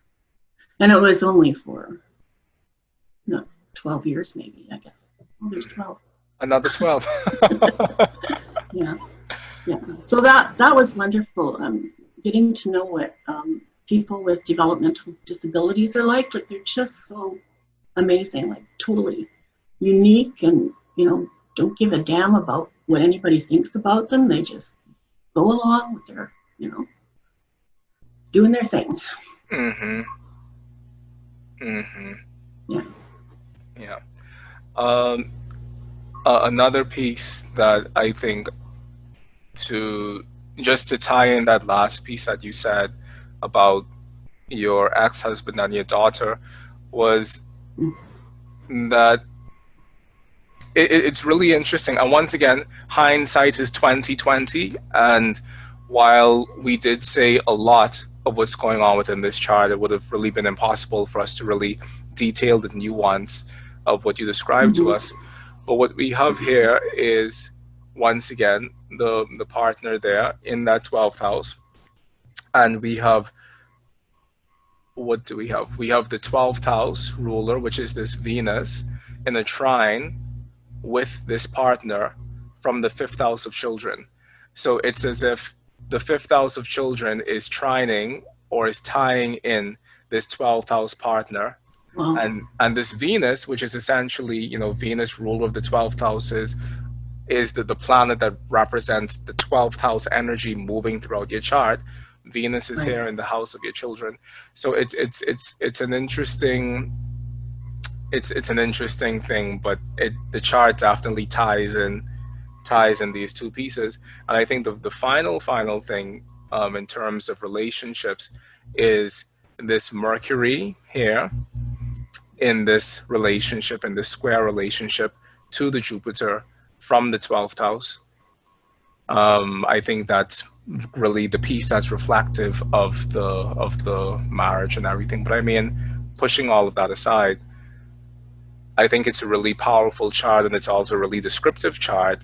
And it also shows, like I said earlier, this, and like you also pointed out, this Moon Neptune piece trining the Ascendant from the house of children, with Saturn dignified there in the house of children, is like, okay, at the end of the day, I do get a great deal of joy from this work that I'm doing within the world, and I do get a great deal of joy from being of service to these kids who need me, So it gives you something in life that probably could not have come from any other angle than this one, you see? Right, yeah. So true. Yeah. All right. And that Danielle. was exhausting. I mean, not just for you. well, I mean, it definitely was a lot, but in conclusion of this, like, how would you say, be like brutally honest in terms of the accuracy of this for your life? Because I mean, there are some other things that I said that we didn't really touch on, but in terms of the accuracy of this for your life, how close to being accurate would you say this was? Well, I'd say it was, like, with the exception of my mom, it was pretty much spot on. There were a few things that were just kind of off a little bit, but I mean, you couldn't get things exactly. Yeah. I'm gonna have to sit down and think about that piece with the mom, and why I was so egregiously off in that regard. Does it have anything to do with Venus, do you think? Well, in Moran's system, a planet will always give you the final result of its dispositor. So in retrospect, I'm thinking about that, but I should have said it in the actual reading.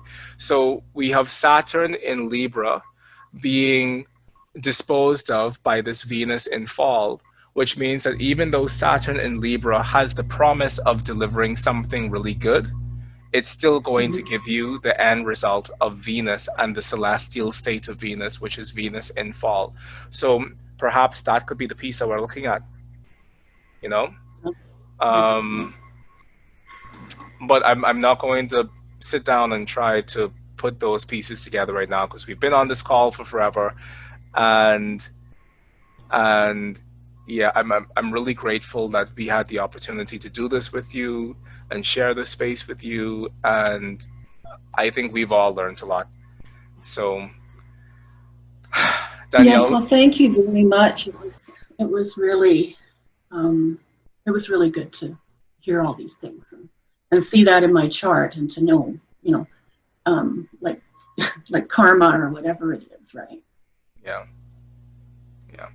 I mean, and I think it's just life, and I think that there's this whole thing of you never get a skillful sailor from a smooth sea or whatever. So going back to what I said earlier about that Pluto being conjoined to the IC, like as a result of having power denied to you in your own childhood because of forces beyond your control within your environment, it sets you up later on in life to want to establish that power for yourself.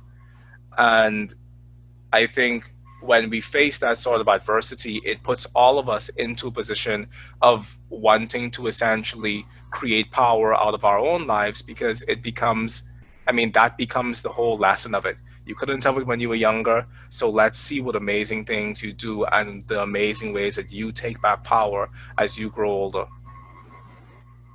So, yeah.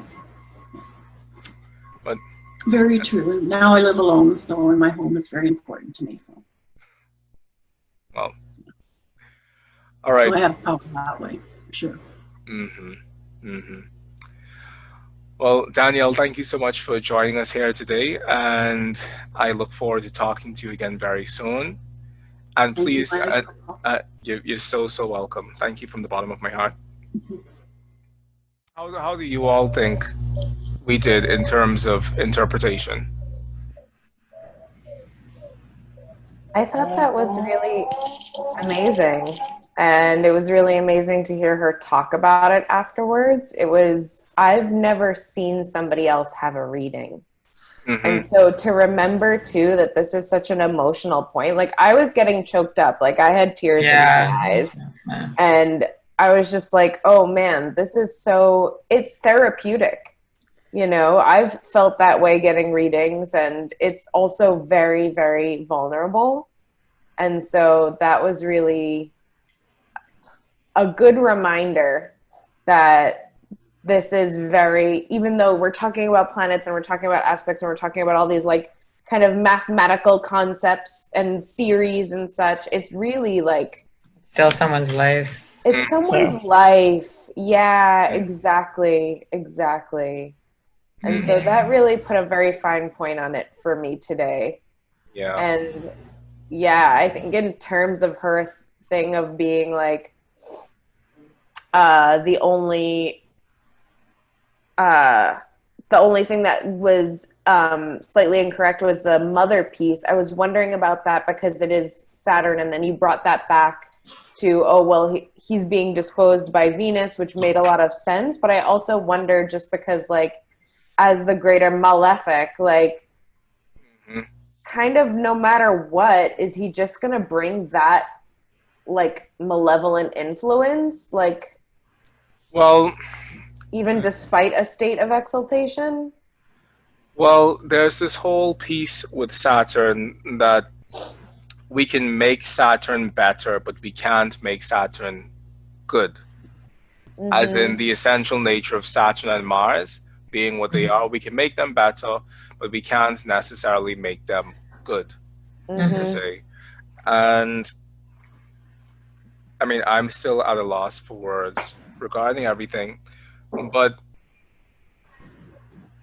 I think that Saturn in the fifth house,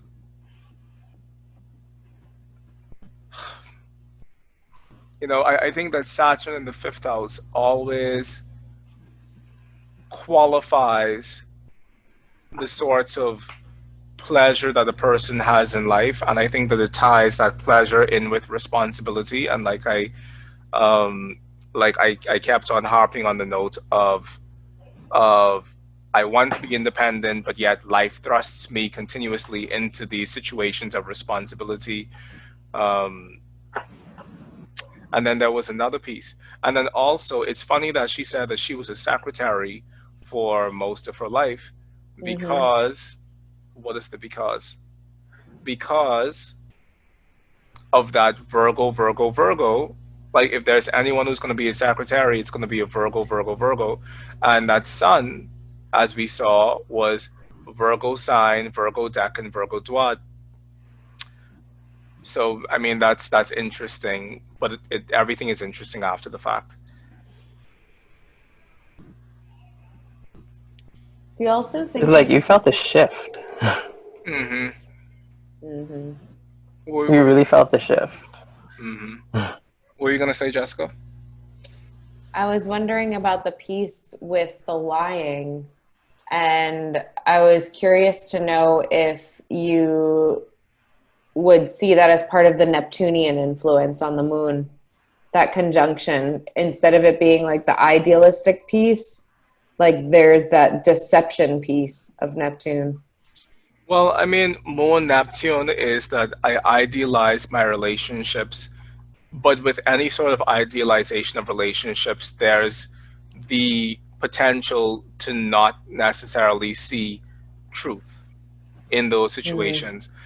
The lying piece, I think I would look at more so from the fact that the ruler of the seventh was in the 12th house, and it was having a trine aspect with the essentially debilitated ruler of that 12th house from the 5th house of children.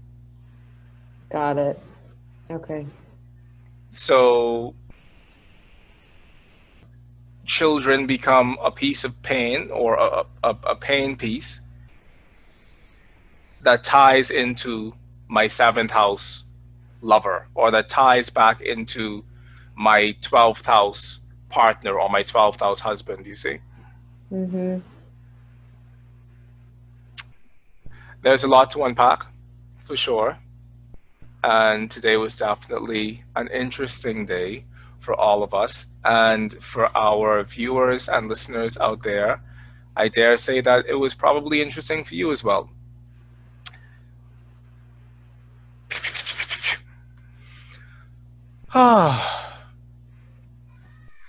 So, we have a lot to think about, and we have a lot to talk about, and the conversation will definitely continue. But for those of you out there who have been following this chart interpretation along, please do feel free to comment in the comment section below your thoughts about this chart today, compassionately and gently, because as Ellen and Jessica pointed out, we're not just talking about planets on a screen, we're talking about the contours of a person's life. So thank you all so much for joining us here today and spending time here with us at the Oraculos School of Astrology, because let's face it, this is technically our classroom. And so we're really happy to have you guys here with us today and always. As always, do like and subscribe to the Oraculos True Divination podcast by hitting the button down below, and hit on the notification bell so that you can receive the notifications that we bring out, or that come out as we release these podcasts each and every week. Until next time, hold on. If you would like to receive a blind reading here on the Oraculos True Divination podcast, please feel free to go over to my website at www.oraculosastrology.com, hit on the book a reading tab, and last night I put in a section for these blind readings for the podcast. So if you're interested, please do hit on that button so that you can be a part of this wonderful exchange, and so that you can also have your chart blind read here on the Oraculos True Divination podcast. It's a learning experience for us here.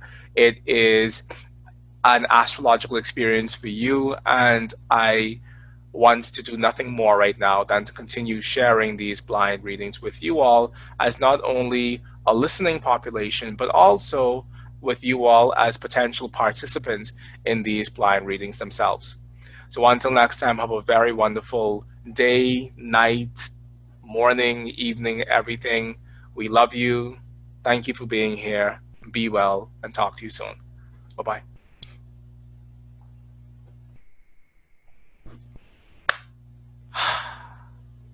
Okay.